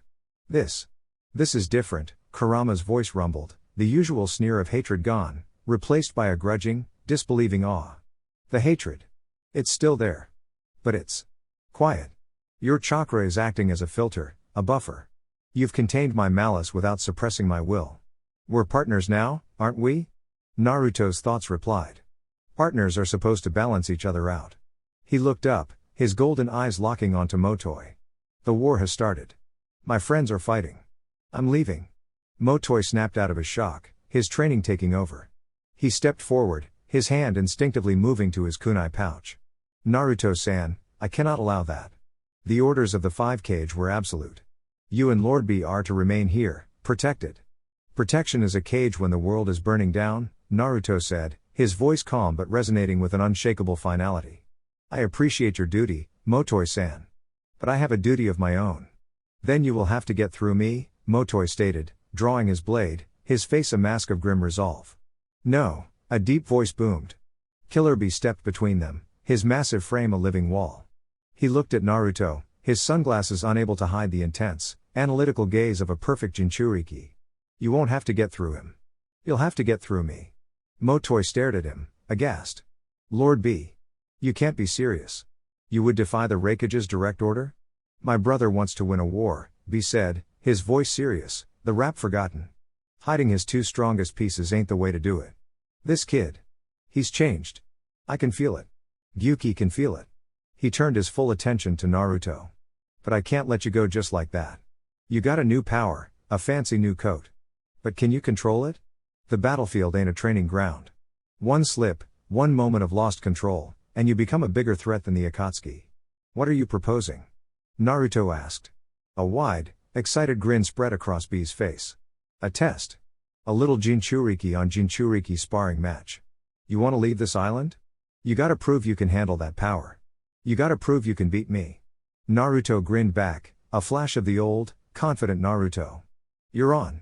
They moved to a massive, open plateau on the far side of the island, a place of flat, hard rock designed for exactly this kind of high-level confrontation.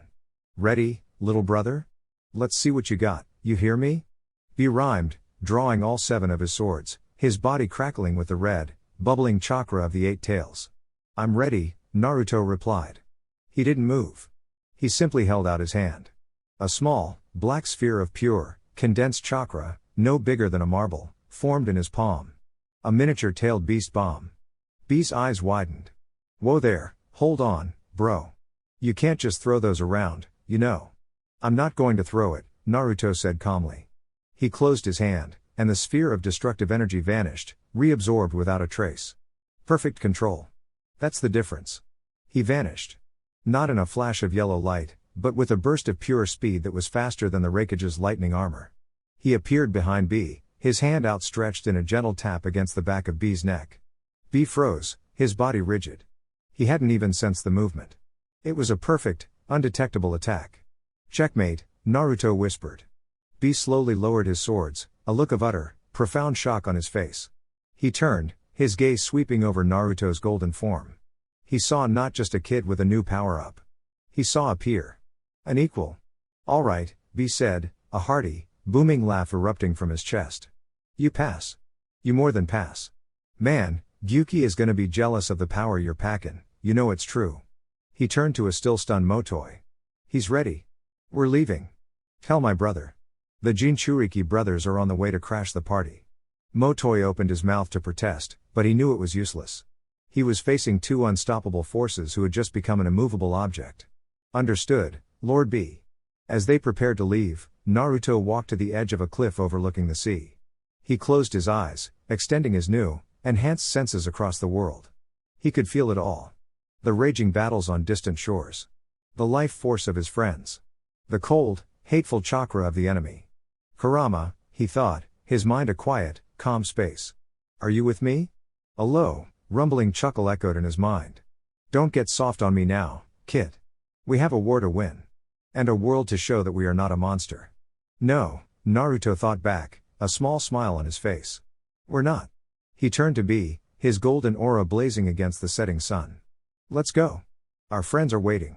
The 2 most powerful Jinchuriki in the world, a perfect partnership of man and beast, leapt from the island, streaking across the surface of the ocean.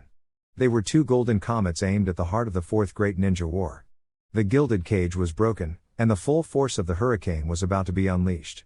A war of ghosts. The world became a blur of blue and gold. Naruto and Killer Bee moved across the surface of the ocean not as shinobi, but as forces of nature. Naruto, cloaked in the golden fire of his new Kurama chakra mode, was a living sunbeam, his speed a concept rather than a measurable velocity. B, in his full 8 tails transformation, was a churning vortex of muscle and chakra, a leviathan keeping pace with a comet.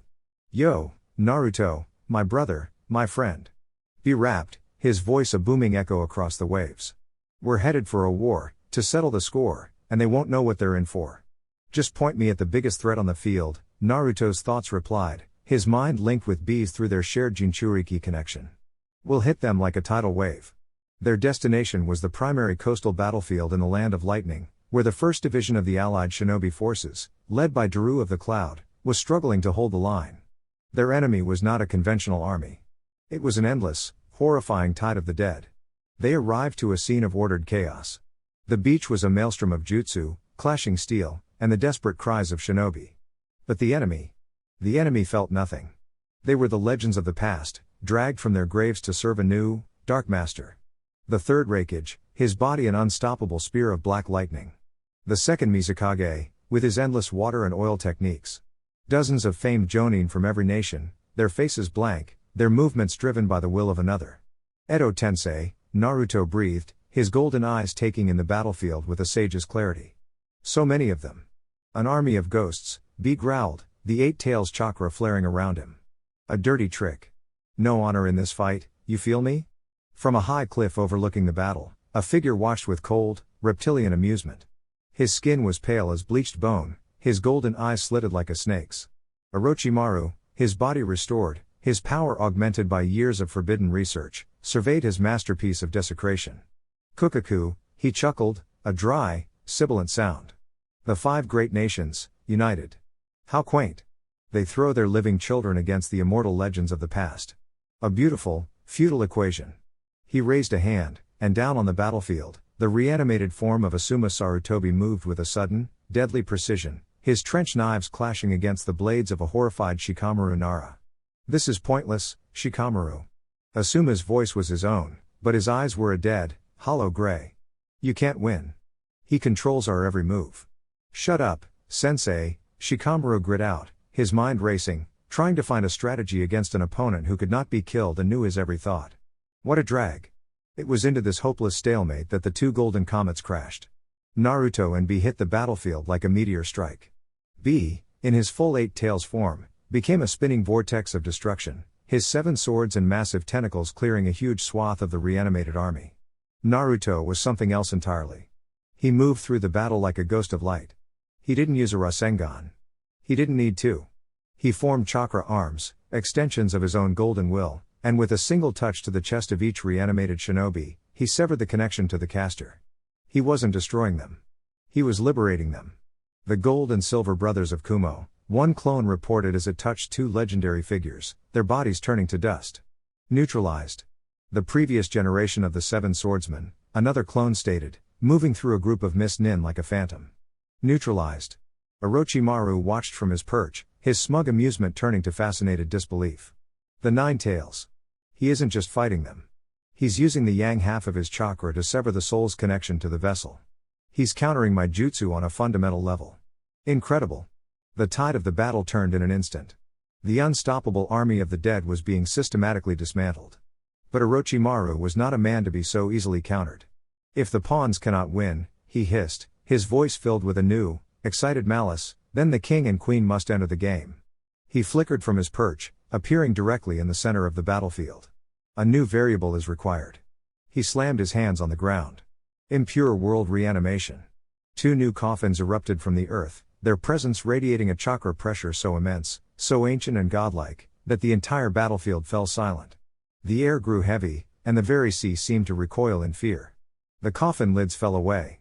From one stepped a man in crimson, samurai-style armor, his long black hair flowing behind him, his presence a vortex of pure, suffocating power. From the other stepped a man in similar armor, his own long hair framing a face that was stern, yet held a deep, resonant life force that seemed to push back against the gloom of the battlefield. Orochimaru laughed, a sound of pure, triumphant madness. Behold, allied shinobi forces. The two men who founded this world of ours. The god of shinobi, Hashirama Senju.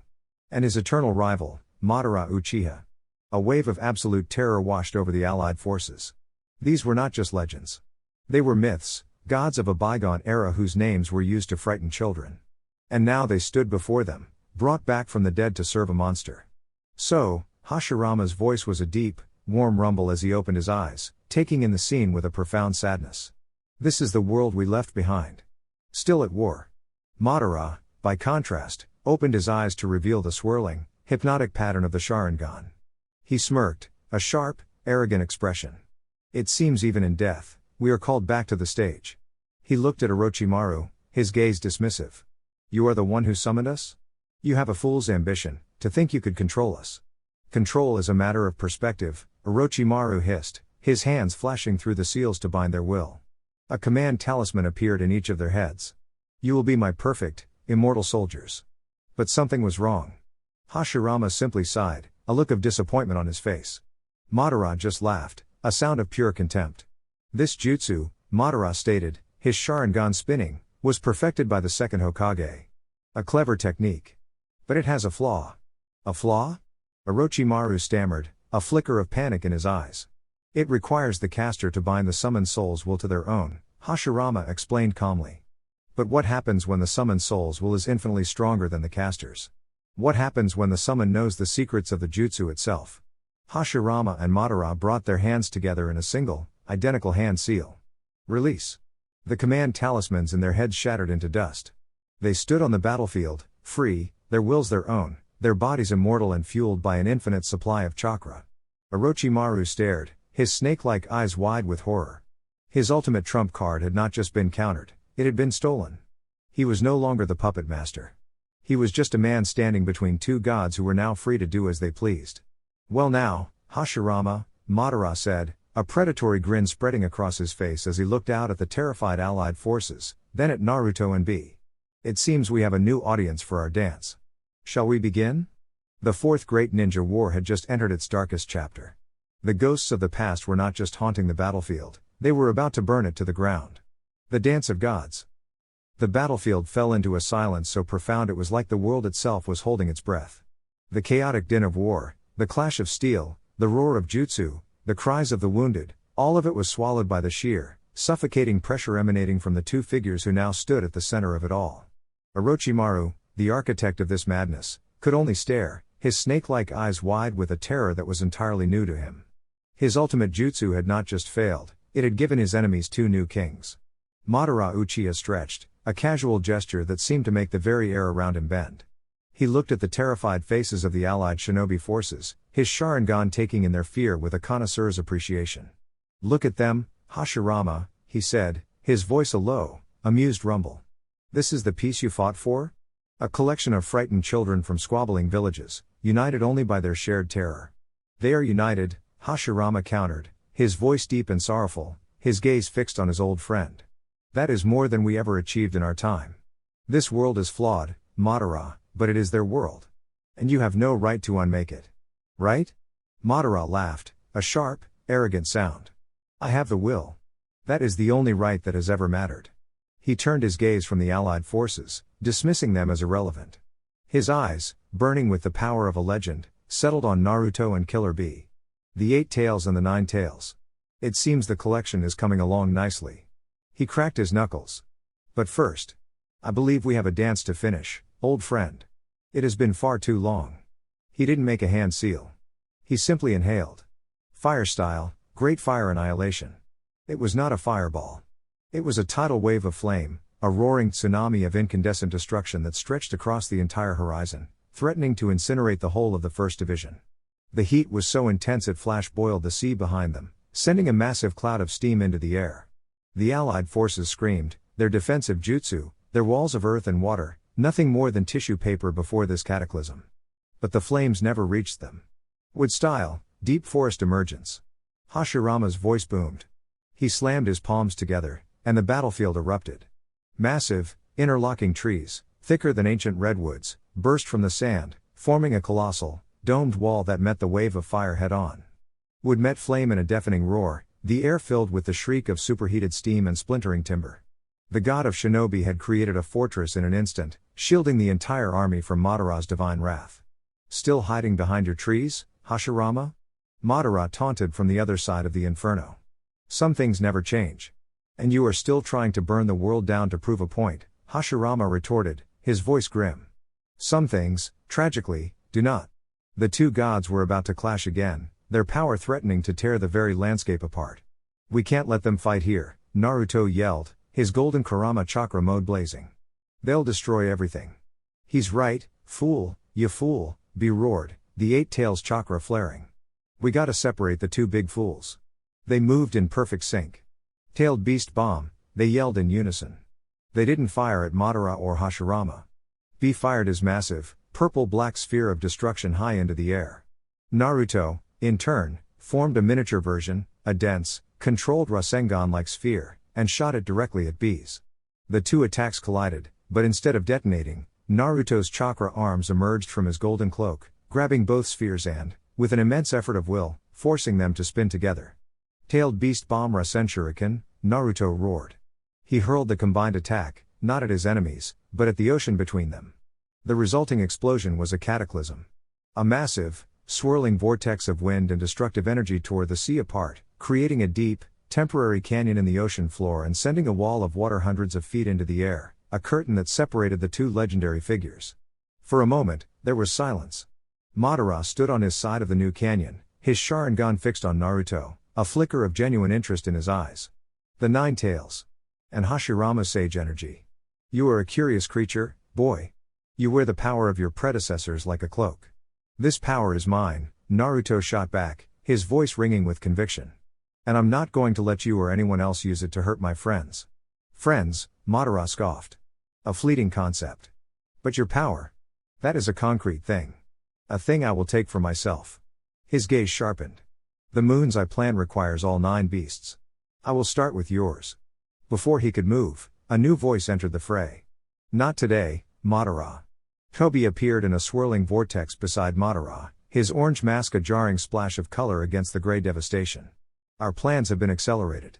The Allied forces are more resilient than anticipated. We must proceed to the next phase. Madara looked at his masked subordinate with contempt. Do not give me orders, boy. I am not one of your Akatsuki puppets. No, Tobi agreed, his voice a distorted monotone. You are a god. And it is time for the world to remember what that means. He turned his single eye hole towards the Allied forces. We will be back for the Jinchuriki. But for now, let us give the children a new nightmare to fear. With that, Tobi placed a hand on Madara's shoulder, and the two of them vanished into a swirling vortex, their immense chakra signatures disappearing from the battlefield. A stunned, shaky silence descended. The immediate threat was gone, but the terror they had left behind was a poison in the air. Orochimaru, seeing his gods had abandoned him, let out a frustrated hiss. He had been rendered a mere spectator in his own masterpiece. With a final, hateful glare at Naruto, he melted into the ground, making a tactical retreat to plot his next move. On the beach, the Allied forces slowly picked themselves up, their faces pale with shock. They had survived. But they all knew this was not a victory. It was a reprieve. Headquarters, this is Daru, the Cloud Jonin said into his communicator, his voice trembling slightly. The enemy has retreated. But we have a problem. Madara Uchiha is back. I repeat, Madara Uchiha is on the field. The message was sent, a shockwave that would ripple through the entire command structure of the Allied forces. Hashirama Senju walked across the ravaged beach, his wood-style fortress crumbling back into the earth. He stopped before Naruto, his gaze deep and thoughtful. You are the Nine Tails Jinchuriki, he said, his voice a warm rumble. And yet, you wield his power with a harmony I have never seen. You have done what no one else could. You have befriended a tailed beast. We're partners, Naruto said simply. Yes, Hashirama smiled, a sad, knowing expression. That is the key. He looked out at the horizon, where Madara had vanished. My friend has been twisted by a long and terrible darkness. His dream of peace is a beautiful one, but his methods will lead only to ruin. I cannot allow that. He turned back to Naruto, his expression hardening with resolve. I was summoned to this world to fight for a fool's ambition. But I am free now. And I will use this second life to correct my greatest failure. I will help you stop Madara. The god of shinobi had just declared his allegiance. The Allied forces had lost a battle against an army of ghosts, but they had gained a legend as an ally. The war was far from over, but for the first time, in the face of an impossible, godlike threat, they had a flicker of hope. Chapter 8, The Weight of Legends. The message from Daru hit the Allied shinobi forces headquarters like a physical blow. The air in the central command tent, already thick with the tension of a global war, froze. Repeat that last transmission, Tsunade commanded, her voice dangerously quiet. The communications officer, a young Nara shinobi, swallowed hard. Lady Hokage. There's no mistake. The 1st Division reports that Orochimaru has successfully used the Edo Tensei to summon Madara Uchiha. A wave of disbelief and horror washed over the room. The name was a curse, a ghost story whispered by old men, a symbol of destruction on a scale that was almost mythological. Madara? The Raikage's voice boomed over the communication line from his own command post. That's impossible. He's a myth. A fairy tale to scare children. The chakra signature is confirmed, Shikaku Nara said, his usual lazy demeanor completely gone, replaced by a sharp, cold focus. It matches every historical record. And it is immense. Beyond anything we have ever recorded. He looked at the map, at the single, terrifying point of light that represented Madara. Our entire strategy is obsolete. We planned for a war against the Akatsuki. We did not plan for a war against a god. The command tent descended into a maelstrom of frantic activity. Strategists scrambled to form new defensive lines, their faces pale. The war they had prepared for was over. A new, Unwinnable one had just begun. It was into this controlled panic that a flash of yellow light illuminated the center of the tent. Naruto appeared, his golden Kurama chakra mode having faded, leaving him looking weary but resolute. Beside him stood Hashirama Senju, the first Hokage, his presence radiating a calm, profound life force that seemed to push back against the fear in the room.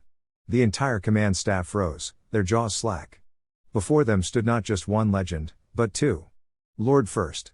Tsunade breathed, her voice filled with a reverence she had not shown for anyone since she was a child. Hashirama offered his granddaughter a warm, sad smile. Tsunade. You have grown well. He turned his gaze to the tactical map, his expression hardening. I have been briefed on the situation. It seems my old friend has returned to finish the argument we started a lifetime ago. Lord Hokage, Shikaku said, bowing his head respectfully. Can he be defeated? Madara in his prime was my equal, Hashirama stated, his voice a low rumble that silenced all other conversation. This Madara. He has been brought back by that forbidden jutsu. He has an immortal body and an infinite supply of chakra. He is stronger now than he has ever been. He looked around the room, his gaze meeting the eyes of every leader present. Do not mistake what you are facing. He is not a shinobi. He is a natural disaster. A force that can unmake the world. The weight of his words was absolute. Hope, which had flickered so brightly with Naruto's victories, was extinguished, replaced by the cold, hard reality of their situation. Then what do we do? The Raikage's voice crackled over the communicator. How do we fight a god? You do not fight him head on, Hashirama answered. You cannot. You must find the caster of the Edo Tensei. That is your only path to victory. Sever the head of the snake, and the body will wither. Orochimaru, Tsunade snarled, her hands clenched into fists. He has retreated. Vanished. Finding him in the middle of a war will be next to impossible. Then we must do the impossible, Naruto's voice cut in. He stepped forward, his gaze meeting his Hokage's. We need a new plan. A two-front war.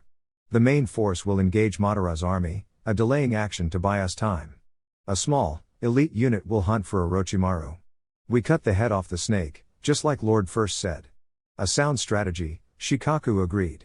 But who could possibly lead a delaying action against Madara himself? Hashirama placed a heavy hand on Naruto's shoulder. I will, he said. I am the only one who can face him. I will hold him here. It is my failure, my responsibility. I will not allow him to destroy the world I helped to build. He looked at Naruto, a deep, profound trust in his eyes. You, and your friends. You are the spear. You must be the ones to find the caster. It is the only way. Far away, in a hidden chamber carved from black, obsidian-like rock, the air shimmered. Tobi and a furious Madara Uchiha appeared in a swirling vortex. You dare interfere? Madara snarled, turning on his masked subordinate. I had him. I had the world in the palm of my hand. Your dance with Hashirama was a pointless sentimentality, Tobi's distorted voice replied, calm and dismissive. It threatened to derail the plan. You are a vital piece, Madara, but you are still just a piece. Do not forget who brought you back to the board. Madara's Sharingan spun, a flicker of killing intent in his eyes. But he held back.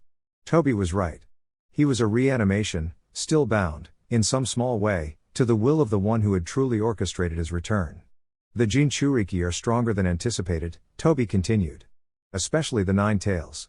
His harmony with the beast, his mastery of sage arts. It is an unforeseen complication. We must accelerate the plan. And what of Itachi? A new voice asked. A figure emerged from the shadows of the chamber. It was Sasuke, but it was not Sasuke.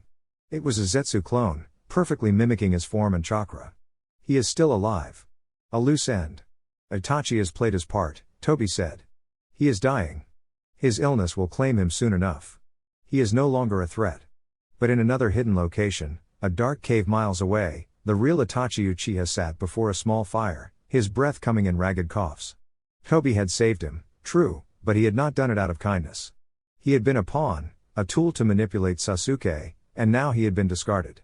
He looked at his own hands, at the memory of the Mangekyo's power, at the terrible price he had paid for a piece that had turned out to be a lie. He knew Tobi's plan. He knew of Madara's return. And he knew that the world was teetering on the brink of an abyss he had helped to dig. Sasuke, he whispered to the flickering flames. Naruto-kun. I have one last role to play in this tragedy. He knew he couldn't face Madara or Tobi directly. His body was failing. But there was one thing he could do. One final act of atonement. He had to find the caster of the Edo Tensei. He had to find Orochimaru and force him to release the jutsu, to free the souls of the dead from this desecration. It would cost him everything. But it was the only path left. Back at Allied headquarters, the new strategy was set. The Five Cage would command the main army, with Hashirama Senju acting as their ultimate weapon, their only answer to Madara. Their objective, to hold the line, to delay, to buy time.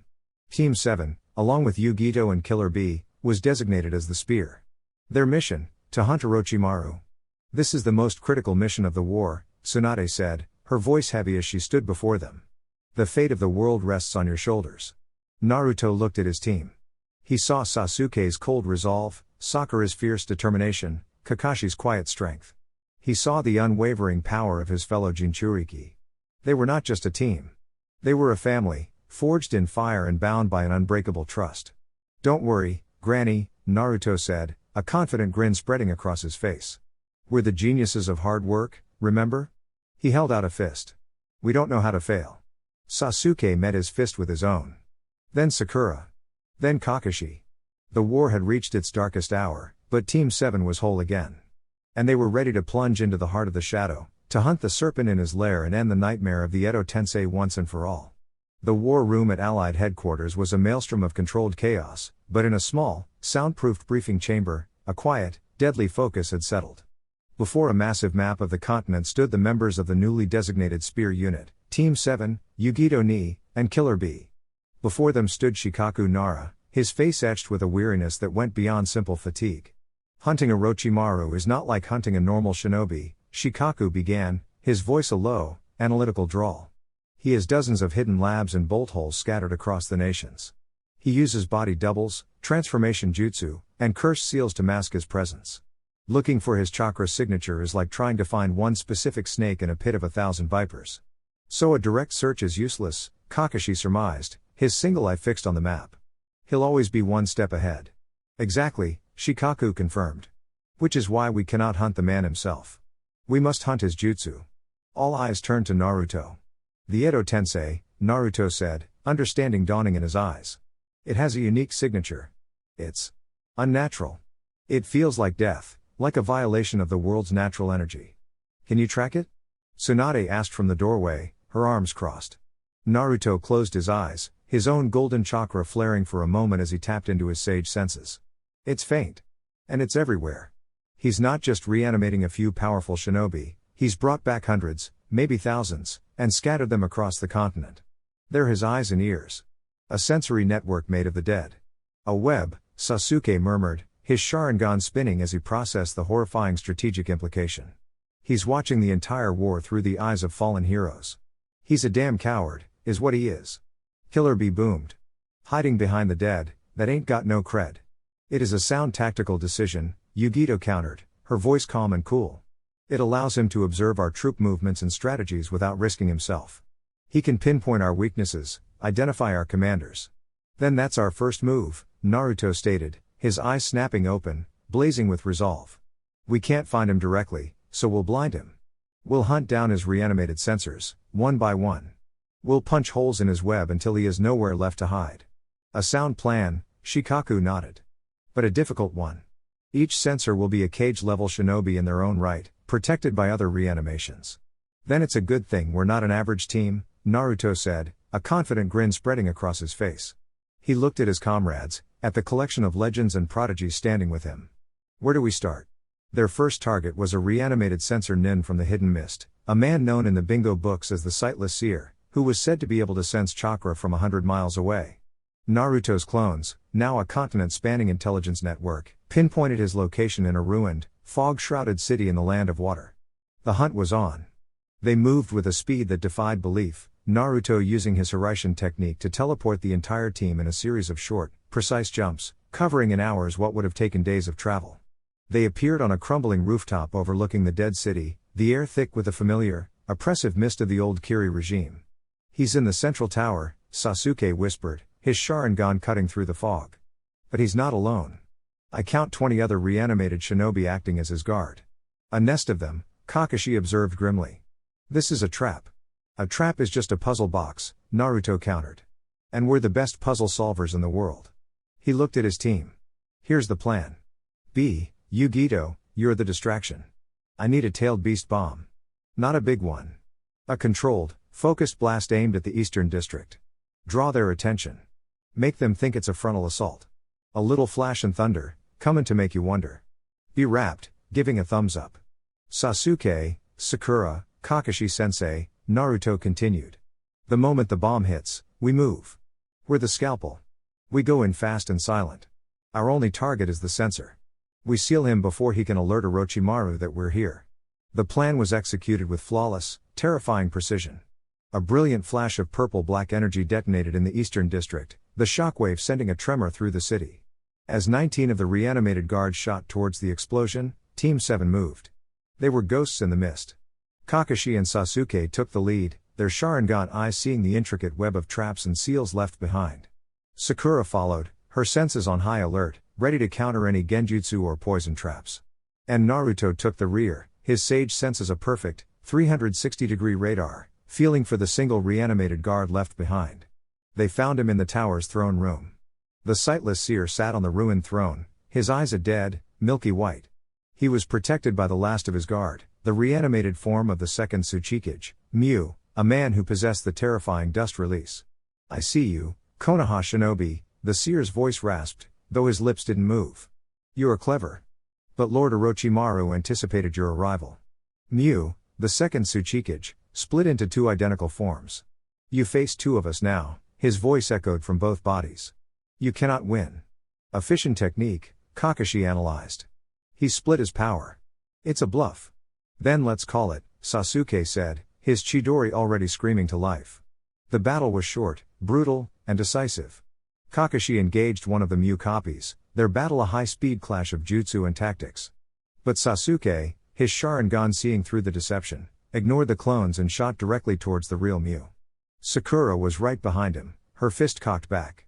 With a perfectly timed cherry blossom clash to the floor, she shattered the Tsuchikage's footing, and Sasuke's Chidori found its mark. As Mew's body began to regenerate, Naruto appeared before the seer. He didn't attack. He simply placed a hand on his forehead. A complex Fuinjutsu seal, one taught to him by Jiraiya, spiraled into existence. Sealing jutsu, soul anchor. The seer's reanimated body froze, the connection to Orochimaru severed, the soul trapped within the inert vessel. Target neutralized, Naruto stated calmly. But as he finished the seal, the seer's dead eyes flickered. A new voice, a familiar, sibilant hiss, came from his lips. Kukaku. Impressive. Most impressive, Naruto-kun. The team froze. It was Orochimaru's voice. You found my little spy, the voice chuckled. But this was never about him. It was about you. I needed to see your new power firsthand. This Kurama chakra mode. It is magnificent. The speed, the power. The perfect vessel. The voice grew colder. Thank you for the data. It will be most useful. With that, the reanimated body of the seer dissolved into dust, the soul within it finally released, a final, mocking laugh echoing in the silent throne room. They stood in the silence, the victory suddenly feeling like a defeat. He played us, Sasuke growled, his fists clenched. This whole thing. It was a test. He sacrificed 20 of his own pieces just to gather data on us. He's not just hiding, Kakashi said, his expression grim. He's learning. He's adapting. He's turning our own hunt against us. Naruto looked out the shattered window of the tower, his gaze distant. The hunt for the serpent had just become infinitely more dangerous. They were not just hunting a man. They were hunting a mind, a brilliant, patient predator who was watching their every move, learning their every strength, and waiting for the perfect moment to strike. The war of shadows had just begun. The spider's web. The mocking laughter of Orochimaru faded, leaving a silence in the ruined throne room that was colder and more menacing than any battle cry. The victory, so clean and decisive just moments before, now felt like the opening move in a game where they had been outmaneuvered from the start. He played us, Sasuke growled, his voice a low, dangerous hiss. He slammed a fist against a crumbling pillar, the stone cracking under the force of his frustration. The entire operation. The 20 guards, the Tsuchikage. All of it was a sacrifice. He traded his pawns just to get a look at our king. Not just a look, Sakura corrected, her voice sharp and analytical as she knelt, examining the dust where the seer's body had been. He was gathering combat data. He saw Naruto's Kurama chakra mode, the speed, the chakra arms. He saw your Chidori, sensei. He saw my strength. He wasn't just testing Naruto, he was testing all of us. He's turning the entire war into his personal laboratory, Kakashi concluded, his single eye narrowed in grim understanding. Every battle we win, every jutsu we use, he's watching through the eyes of his reanimated shinobi. He's learning. Adapting.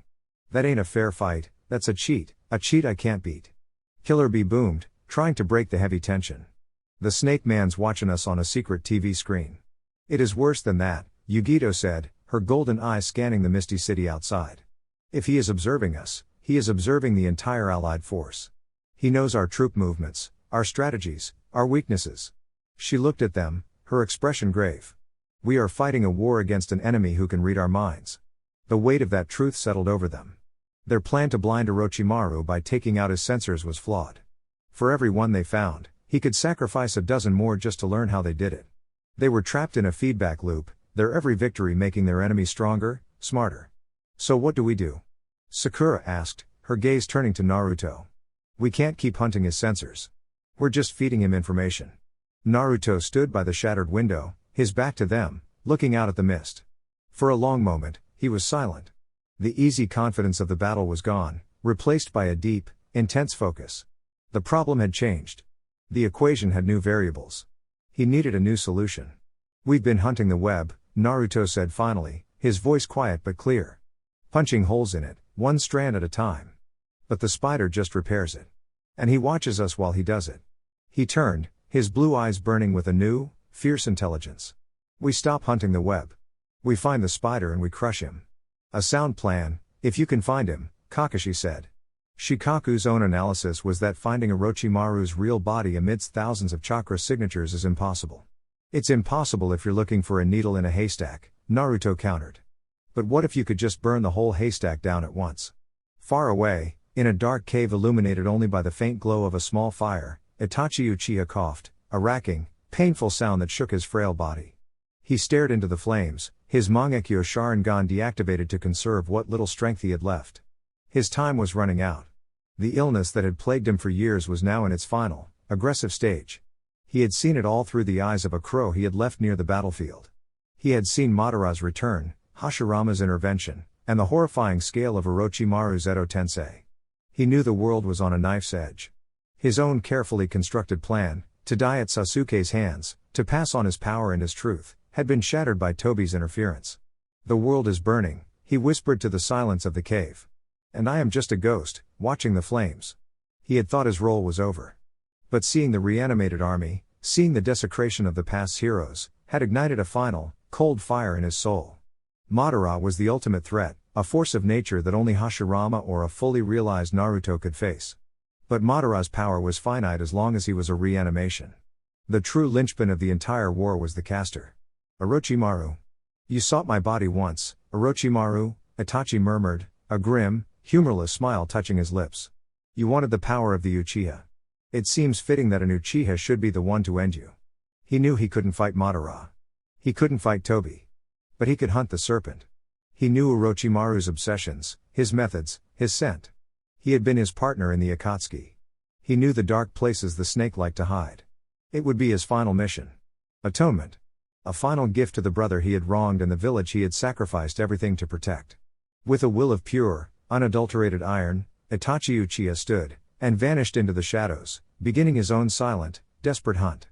Back in the ruined city, Naruto laid out his new, audacious plan. I can't sense his specific chakra signature from here, he explained to his stunned comrades.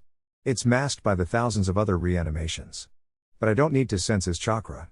I just need to sense his presence. In sage mode, I can feel the natural energy of the world. Orochimaru's very existence, his twisted, unnatural chakra. It's a discordant note in that harmony. A sickness. It's faint, but it's there. But you can't be everywhere at once, Sakura argued. You can't search the entire continent. I don't have to be, Naruto said, a grin spreading across his face. But my clones can. The scale of his idea was breathtaking. I'll create 5,000 clones, he said. The largest number I've ever attempted. I'll enter sage mode and link my senses with every single one of them. Then, he looked at Kakashi, his eyes blazing. I need you to mark each one with a Hiraishin seal. Kakashi's eye widened. Naruto, The chakra drain. Not just to create the clones, but to teleport 5,000 of them simultaneously. It could kill you. It's a risk, Naruto admitted. But it's a calculated one. He looked at his team. We will cast a sensory net across the entire elemental nations. Every clone will be a listening post, feeling for that one discordant note in the world's natural energy. He can't hide from 5,000 sages.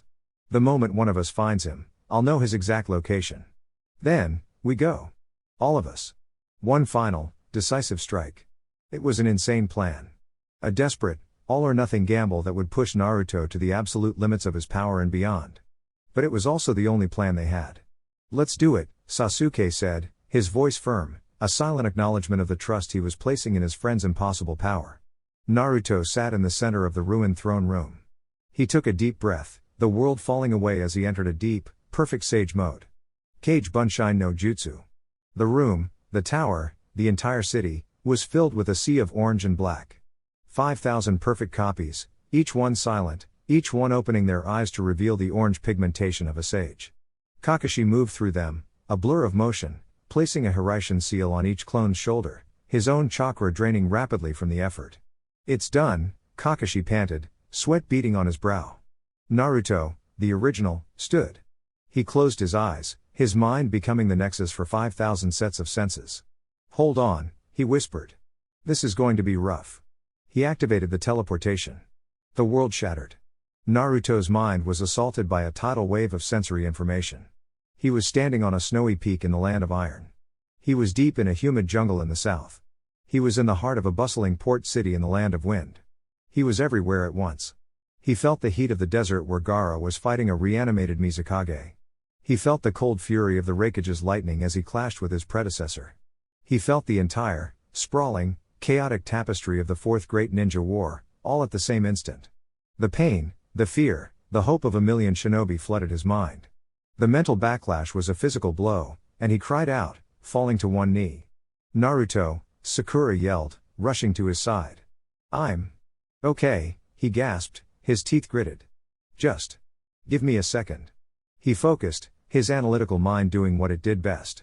He began to filter the noise, to compartmentalize the data, to search for the one signal in the overwhelming static. He listened past the roar of battle, past the cries of the living and the whispers of the dead. He listened for the song of the world itself. And he listened for the one, cold, sick note that was out of tune. And then, he found it. It was faint, buried deep beneath a mountain range in the desolate, rocky plains of the land of earth. A place of deep, old stone, where the natural energy was sluggish and quiet. A perfect place to hide. But it was there. A cold, serpentine presence. A discordant note in the world's beautiful, terrible song. He had him. Back in the throne room, Naruto collapsed, the link severed, his body trembling with exhaustion. But he was smiling. He looked up at his team, his eyes blazing with triumph. I found him, he panted. I know where the spider is hiding. The hunt was over. The final battle was about to begin. The serpent and the god. The cavern was a tomb of silent, waiting ghosts.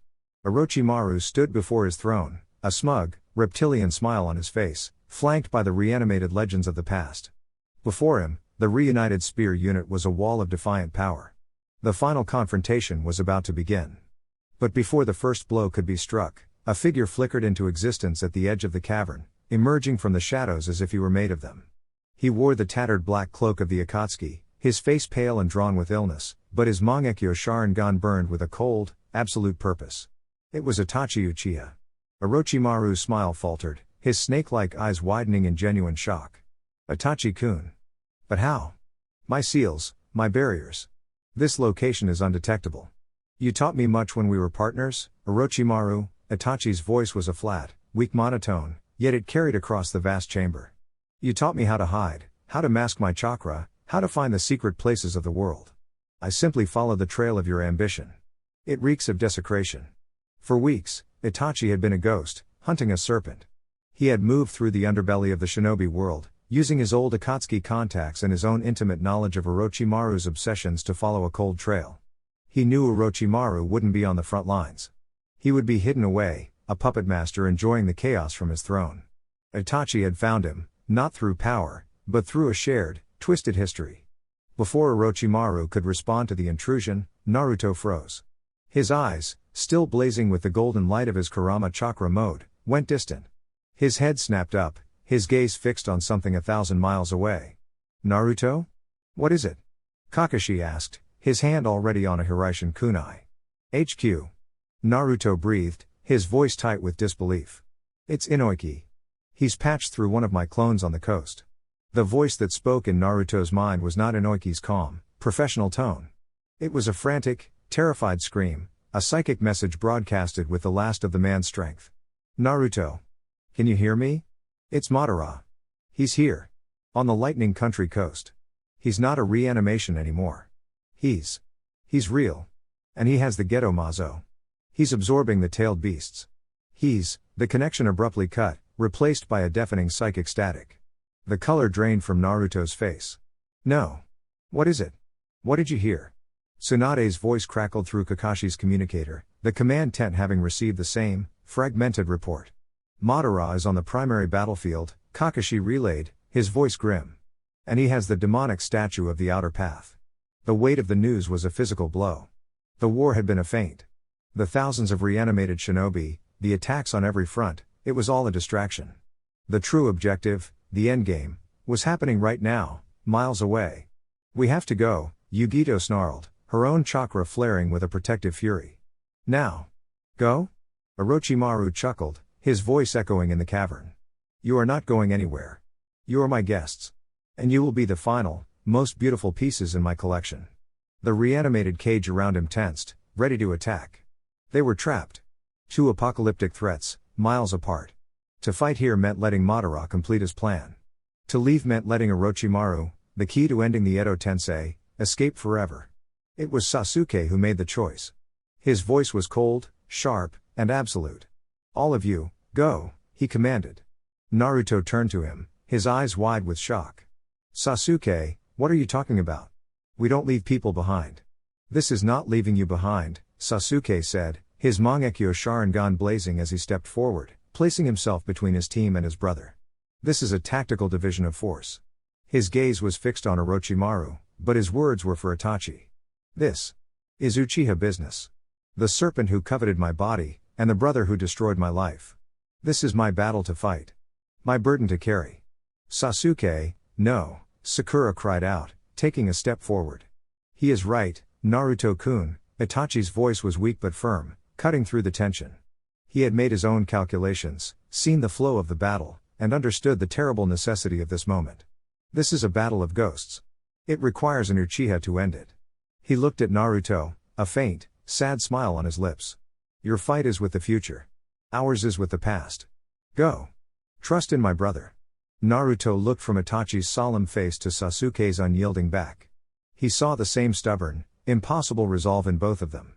He saw the final, tragic act of a family's history about to play out, and he knew, with a certainty that ached in his soul, that they had to see it through. Alone. You're an idiot, Naruto said to Sasuke's back, his voice thick with a frustration that couldn't mask the deep, absolute trust beneath it. A complete and utter idiot. He turned to the others. You heard him. He was exhausted, the sensory search having drained his reserves to a critical low. One jump. It's all I have left. It'll get us close to the coast. It'll have to be enough. He placed a hand on Kakashi, Sakura, B, and Yugito. He gave Sasuke one last look, a silent conversation passing between them in a single, shared glance. A promise. A farewell. A vow to see each other on the other side. Take care of him, Naruto said to the ghost of Itachi. And with a final flash of yellow light, they were gone. The cavern was suddenly, profoundly quiet. It was just the two brothers and the serpent. A family reunion, Orochimaru hissed, a predatory grin spreading across his face. How touching. Now, shall we begin? Naruto and the others appeared on a snowy, windswept peak overlooking the land of lightning's coastline. The scene below was an apocalypse. The Geto Mazo, a monstrous, ten-eyed husk, stood immense and terrifying, its presence sucking the very life from the air. Before it stood Madara Uchiha, his arms crossed, a living god presiding over the end of the world. The allied forces were in a desperate struggle, led by the remaining Jinchuriki. Gaara, his Sanda Furious, golden shield, protected the 4th Division. Yugito, a phantom of blue-black flame, darted through the battlefield, incinerating Zetsu clones. And Killer Bee, in his full 8 tails form, was a raging vortex of power, clashing directly with the demonic statue. "We're not too late," Naruto yelled, his golden aura blazing back to life. But Madara simply smiled. He raised a hand. "The collection was interrupted," he said calmly. "Let us finish it." The Geto Mazo roared. From its back, massive, ethereal chains of purple chakra erupted, shooting across the battlefield with impossible speed. Demonic statue chains. They were not aimed at the army. They were aimed at the Jinchuriki. The chains bypassed Gaara's absolute defense as if it were smoke, wrapping around his body. He cried out, his sand faltering as the one tail, Shukaku, was ripped from his soul. His body went limp, falling to the sand below. "Gaara!" Naruto screamed. The chains shot towards Yugito. She moved with a feline grace, her body wreathed in flame, but the chains were faster. They latched onto her, and she let out a pained, furious roar as Matatabi was torn from her. Her fiery form extinguished, and she collapsed. Naruto yelled, a wave of panic rising in his chest. The eight tails roared, trying to fight back, but the chains were absolute. They bound him, and the great Gyuki was siphoned into the statue. Killer B, his music silenced, fell to the earth. In a matter of seconds, 3 of the world's most powerful shinobi were dead. Madara turned his Rinnegan gaze to the peak where Naruto stood. "And now," he said, his voice a calm, chilling finality. "The main course." The chains shot towards Naruto. Back in the cavern, the battle was a clash of legends. Sasuke and Itachi moved as one, a seamless dance of fire and shadow. Their Susanoo, one a deep violet, the other a blazing crimson, fought back to back, holding off the reanimated cage. "It is beautiful." Orochimaru cackled, watching the two brothers fight. "The pinnacle of the Uchiha." "This ends now, Orochimaru." Itachi's voice was weak, but his will was iron. He looked at Sasuke. "I need an opening." Sasuke nodded. He unleashed a massive Amaterasu, the black flames forcing the reanimated shinobi back, creating a split second of clear space. It was all Itachi needed. He appeared before Orochimaru, his Mangekyo spinning. Izanami. He trapped Orochimaru not in a genjutsu of pain, but in an infinite loop of reality, forcing him to relive the same moment again and again until he accepted his fate and released his twisted ambitions. As Orochimaru's mind was locked away, Itachi, with the last of his strength, forced the caster's hands through the release seal. Release. The Edo Tensei broke. The souls of the dead were finally free. Itachi collapsed, his body spent, the light in his right eye gone forever. "Go, Sasuke," he whispered, his voice barely audible. "Go to your friend. He needs you." He coughed, a racking, painful sound. "I will. Follow." Sasuke hesitated, his heart torn. But he saw the resolve in his brother's eyes. He gave a single, sharp nod and vanished, a flicker of black lightning racing towards the coast. The demonic statue's chain slammed into Naruto. He roared, the golden cloak of his Kurama chakra mode fighting back, pushing against the immense power. But it was a losing battle. He could feel Kurama being ripped from his soul, a pain beyond any physical injury. "It's over, Nine Tails," Madara stated calmly. But as the extraction reached its peak, a deep, stubborn red chakra flared from within Naruto. His Uzumaki life force, the legacy of his mother, fought back, clinging to the last vestiges of Kurama's power, refusing to let him die. The chains completed the extraction, yet he survived. Naruto collapsed to his knees, the golden cloak gone, his body trembling, his life force hanging by a single, stubborn thread. He had survived. Barely. Madara looked on, a flicker of genuine surprise and admiration in his Rinnegan eyes. The vitality of the Uzumaki clan. Truly remarkable. He smirked. "You have earned the right to witness the dawn of my new world." He turned his back on the weakened Naruto and began the final seals to become the Jinchuriki of the 10 Tails. The war was lost. The world was about to end. And its last hope was a boy on his knees, his power gone, his friends dead, alone against a god. The final cost. The world held its breath as Madara Uchiha opened his true eyes for the first time in an age. The Sharingan. The Rinnegan. He now possessed both. The immortal puppet was gone. A living, breathing god stood in its place. He turned his gaze to the remaining Jinchuriki, who stood as the last line of defense on the ravaged battlefield. Gaara of the Sand, his golden sand a furious shield around the 4th Division. Yugito Ni, a phantom of blue-black flame. Killer B, a raging vortex of chakra in his full 8 tails form. And Naruto, his golden Kurama chakra mode a blazing sun of hope. The collection was interrupted, Madara said, his voice a calm, chilling finality. "Let us finish it." He raised a hand, and the Geto Mazo roared. From its back, massive, ethereal chains of purple chakra erupted, shooting across the battlefield with impossible speed. Demonic statue chains. They were not aimed at the army. They were aimed at the Jinchuriki. "Protect Gaara-sama." The sand shinobi screamed, but it was useless. The chains bypassed Gaara's absolute defense as if it were smoke, wrapping around his body. He cried out, his sand faltering as the one tail, Shukaku, was ripped from his soul. His body went limp, falling to the sand below. "Gaara!" Naruto screamed, a wave of cold terror washing over him. The chains shot towards Yugito. She moved with a feline grace, her body wreathed in flame, but the chains were faster. They latched onto her, and she let out a pained, furious roar as Matatabi was torn from her. Her fiery form extinguished, and she collapsed, her life snuffed out in an instant. Naruto yelled, his voice cracking. The eight tails roared, trying to fight back, but the chains were absolute. They bound him, and the great Gyuki was siphoned into the statue. Killer B, his music silenced, fell to the earth. In a matter of seconds, 3 of the world's most powerful shinobi were dead. The battlefield fell into a stunned, horrified silence. The Allied forces could only stare as their comrades, their leaders, their friends, were extinguished like candles in a hurricane. Madara turned his Rinnegan gaze to the peak where Naruto stood. "And now," he said. "The main course." The chains shot towards Naruto. He roared, the golden cloak of his Kurama chakra mode fighting back, pushing against the immense power. He could feel Kurama being ripped from his soul, a pain beyond any physical injury, a tearing of his very being.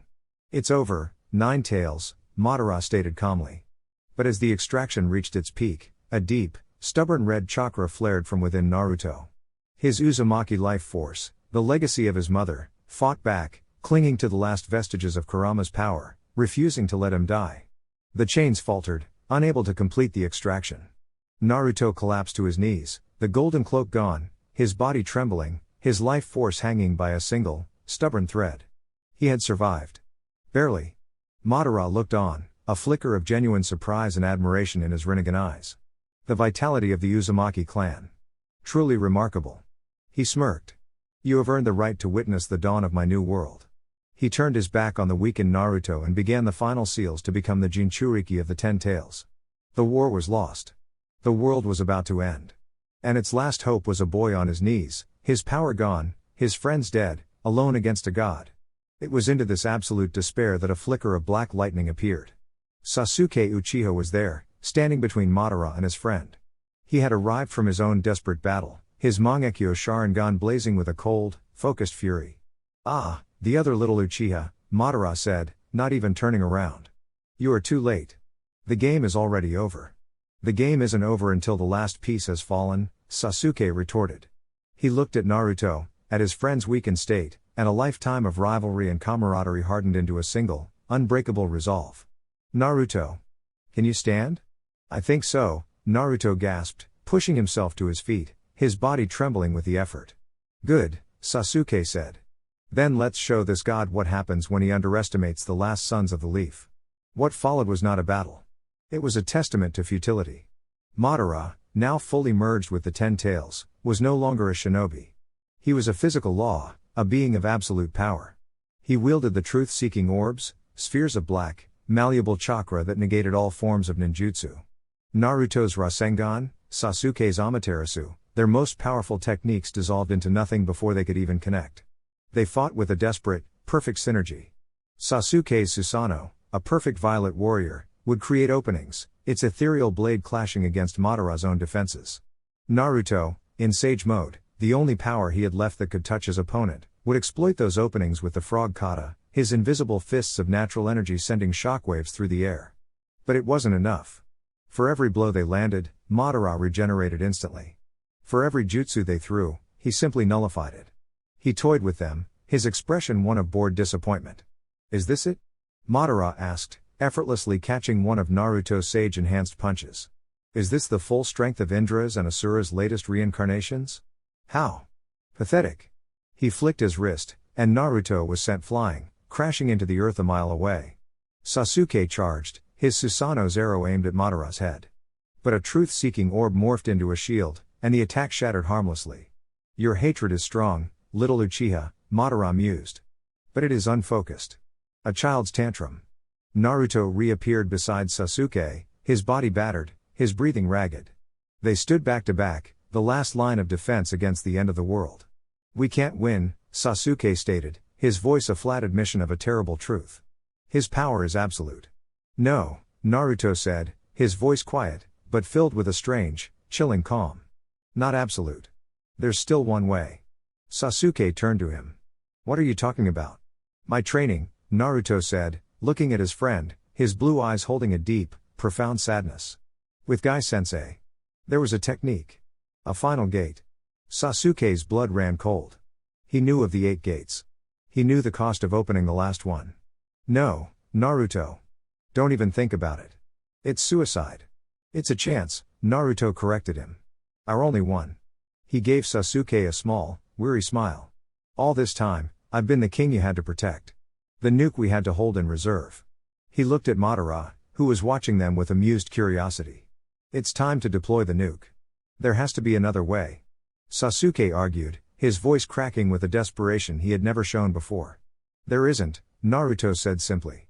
You're the analyst, Sasuke. You know the data. We can't beat him. But I can. He placed a hand on his friend's shoulder. I need you to do something for me. I need you to buy me time. And I need you to live. To see the world we're fighting for. To tell them. To tell them what happened here. A silent understanding passed between them, a final, terrible acknowledgement of the price of victory. Sasuke looked at his friend, his brother, and saw not a reckless fool, but a hero making the only choice he had left. He gave a single, sharp nod, his mangekyo spinning with unshed tears. Go, Sasuke said, turning to face Madara alone, his perfect Susanoo flaring to life. I'll buy you all the time in the world. Naruto closed his eyes. He focused inward, past the pain, past the exhaustion. He reached for the familiar, raging presence that had been his companion his entire life, and found only a cold, hollow echo. He was truly alone. A faint smile touched his lips. He thought of his father, his mother, of the pervy sage. He thought of his team. A final, profound peace settled over him. It was an honor to have fought for them. Naruto took a deep breath, his body tensing. A green aura, the hallmark of the 8 gates, exploded from him. First gate, gate of opening, open. The limiters in his brain were released. Second gate, gate of healing, open. A surge of energy flooded his tired muscles. Third gate, gate of life, open. His skin began to flush a deep red. From the command tent of the Allied forces, the sensory teams cried out in alarm. A new chakra signature is appearing from Naruto Uzumaki. It's skyrocketing. It's beyond anything we've ever measured. Fourth gate, gate of pain, open, Naruto roared, his muscles beginning to tear, shredding under the strain.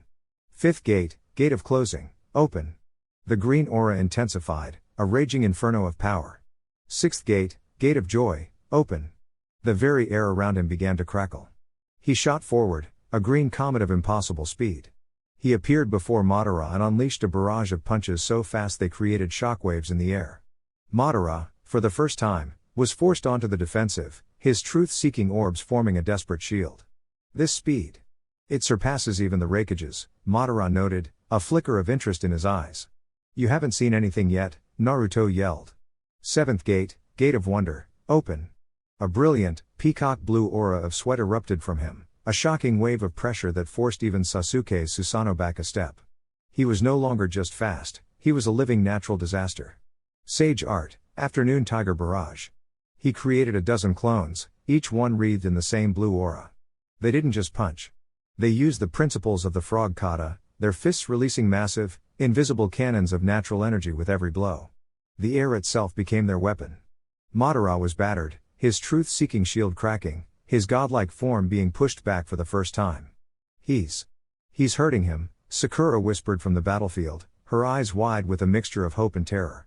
But the cost? His body is burning itself out from the inside. He's burning his life as fuel, Kakashi said, his voice heavy. For one, final attack. Naruto stood, a being of pure, unrestrained power, steam rising from his body. But he knew it was not enough. He looked at Madara, then at Sasuke, and took one final, shuddering breath. Eighth gate of death, open. A wave of blood-red steam erupted from him, an aura of pure, terrifying power that dwarfed even Madara's. His skin turned a deep crimson, his hair blazed like a white fire, and the very air around him began to boil. He had become a living incarnation of death itself. That power, Madara whispered, his eyes widening in genuine shock for the first time. To open the final gate. You would sacrifice your own life? My life is a small price to pay for theirs, Naruto said, his voice a deep, distorted echo. He moved. The world did not bend around him. It broke. He was no longer just fast, he was beyond the concept of speed. He appeared before Madara, his fist cocked back. Night guy. It was not just a punch. It was the culmination of his entire life. The control of Sage Mode, the will of 1,000 generations, all focused into a single, final, devastating blow. The kick connected, and it did not just break Madara's defenses. It broke reality itself. Space twisted, light bent, and Madara's godlike body, the vessel of the 10 tails, shattered. The god of shinobi let out a final, disbelieving gasp as his body disintegrated into nothing, his ambition, his dream of a perfect world, erased by the unbreakable will of a single, utterly gutsy ninja. The red steam faded. Naruto stood in the center of a vast crater, his body a crumbling ruin of charred flesh and shattered bone. He had won. He had saved the world. He smiled, a final, peaceful expression, and then collapsed, his body turning to ash in the wind. The Allied forces, watching from afar, let out a single, triumphant roar that shook the heavens. But it died in their throats as they saw the ashes drift on the wind. Their hero was gone. A profound, heartbreaking sorrow fell over the battlefield, a somber shroud on their hard-won victory.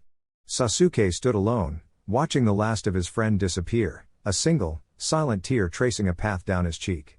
It was into this silent grief that a final figure appeared. Itachi Uchiha, his body frail, his chakra a flickering ember, landed softly on the battlefield. He looked at his brother, his expression one of deep, sorrowful pride. Sasuke, he whispered. Itachi. Sasuke choked out. You're dying, Itachi finished for him. But I have one last thing to do. He walked to the center of the crater where Madara had fallen, and from the dust, he picked up the 2 Rinnegan eyes. This power. It was never meant for one man. He placed the eyes into his own sockets. A wave of divine energy surged through him, and he cried out, his frail body barely able to contain it. He looked at the monstrous Geto Mazo, still standing on the battlefield, the stolen-tailed beasts trapped within its husk. First, to undo this desecration. He brought his hands together. Sage art, demonic statue seal release. Using the Rinnegan's power, amplified by his own will, he forced the statue's mouth open. The souls of the tailed beasts, from the 1 tail to the 7 tail, erupted from it, freed from their prison. They stood on the battlefield, massive and confused, but free. Now for the shell, Itachi gasped, his strength failing. He created a small, black sphere in his hand. Chibaku Tensei. He hurled it into the sky, and it became a miniature black hole, its gravity pulling the massive Geto Mazo husk from the earth, sealing it within a new, man-made moon that hung in the sky as a silent monument. He turned his gaze to the battlefield, to the still forms of Gaara, Yugito, and Killer Bee, and to the spot where Naruto's ashes lay scattered. He entrusted the future to you, Sasuke, Itachi said, his voice filled with a love that transcended death. And I entrust him to you. He looked up at the sky. Outer path, samsara of heavenly life technique. A brilliant, green light erupted from him, a beacon of life in a world of death. It shot across the battlefield, washing over the fallen Jinchuriki. Their eyes fluttered open, life returning to them in a rush. And in the center of the crater, the ashes of Naruto Uzumaki began to swirl, to coalesce, to reform. The light poured into him, knitting bone to bone, flesh to flesh. With a gasp, Naruto's eyes shot open, the brilliant blue of his irises returning to a world he had died to save. Itachi smiled, a final, peaceful expression on his face. He had atoned. He had saved his brother's truest friend. He had fulfilled his final duty. With the last of his strength, he looked at Sasuke. Live, he whispered. And then, he crumbled into dust, his soul finally at peace. The war was over. The dead were returned. The world was saved. And Naruto Uzumaki, the boy who had been a demon, a hero, a god, and a sacrifice, was alive. The age of miracles had begun. Chapter 9, Epilogue. Part 1, the first day of peace, the year after the war. The silence of the battlefield was a strange, hollow thing. For a while, the world had been a cacophony of roaring jutsu and clashing steel. Now, the only sound was the wind, whistling a mournful tune across the ravaged landscape. The war was over. Madara was gone. The world was saved. Naruto stood in the center of the crater that had been his final stage, the brilliant green light of the Rin rebirth fading from his resurrected body. He felt quiet. The raging ocean of Kurama's chakra, the constant companion he had known his entire life, was gone. In its place was a deep, calm, and profoundly empty stillness. He was just Naruto again. He's alive. A voice cried out from the ranks of the allied forces. The cry was taken up by 1,000 others, a wave of pure, unadulterated relief that washed over the battlefield. Their hero, their sacrifice, had returned. Sakura and Kakashi were the first to reach him. Sakura didn't hesitate, her medical expertise giving way to the simple, desperate need of a friend as she threw her arms around him. "You idiot," she sobbed into his shoulder, her voice thick with tears. "You absolute, reckless idiot." Naruto just smiled, patting her back awkwardly. "Sorry for the scare, Sakura-chan." Sasuke stood a few feet away, watching, the single tear on his cheek having long since dried. He looked at the spot where Itachi had turned to dust, then back at Naruto, alive and whole. His expression was a complex storm of grief, relief, and a new, quiet understanding. Gaara, Yugito, and Killer Bee, all brought back from the brink, approached next. The tailed beasts, now free and standing behind them like ancient, mythological guardians, gave a collective, rumbling nod of respect towards Naruto. "You died for us, Naruto," Gaara said, his voice quiet but filled with a profound, unshakable friendship. "There is no way to repay such a debt." "No debts between friends, Gaara," Naruto replied, his voice a little stronger now. He looked at the massive, freed beasts. "What will you do now?" "We will watch," Shukaku, the one-tail, rasped, its sandy voice grating. "The world of men is a troublesome thing. But you have earned our trust, little sage. We will help maintain the balance."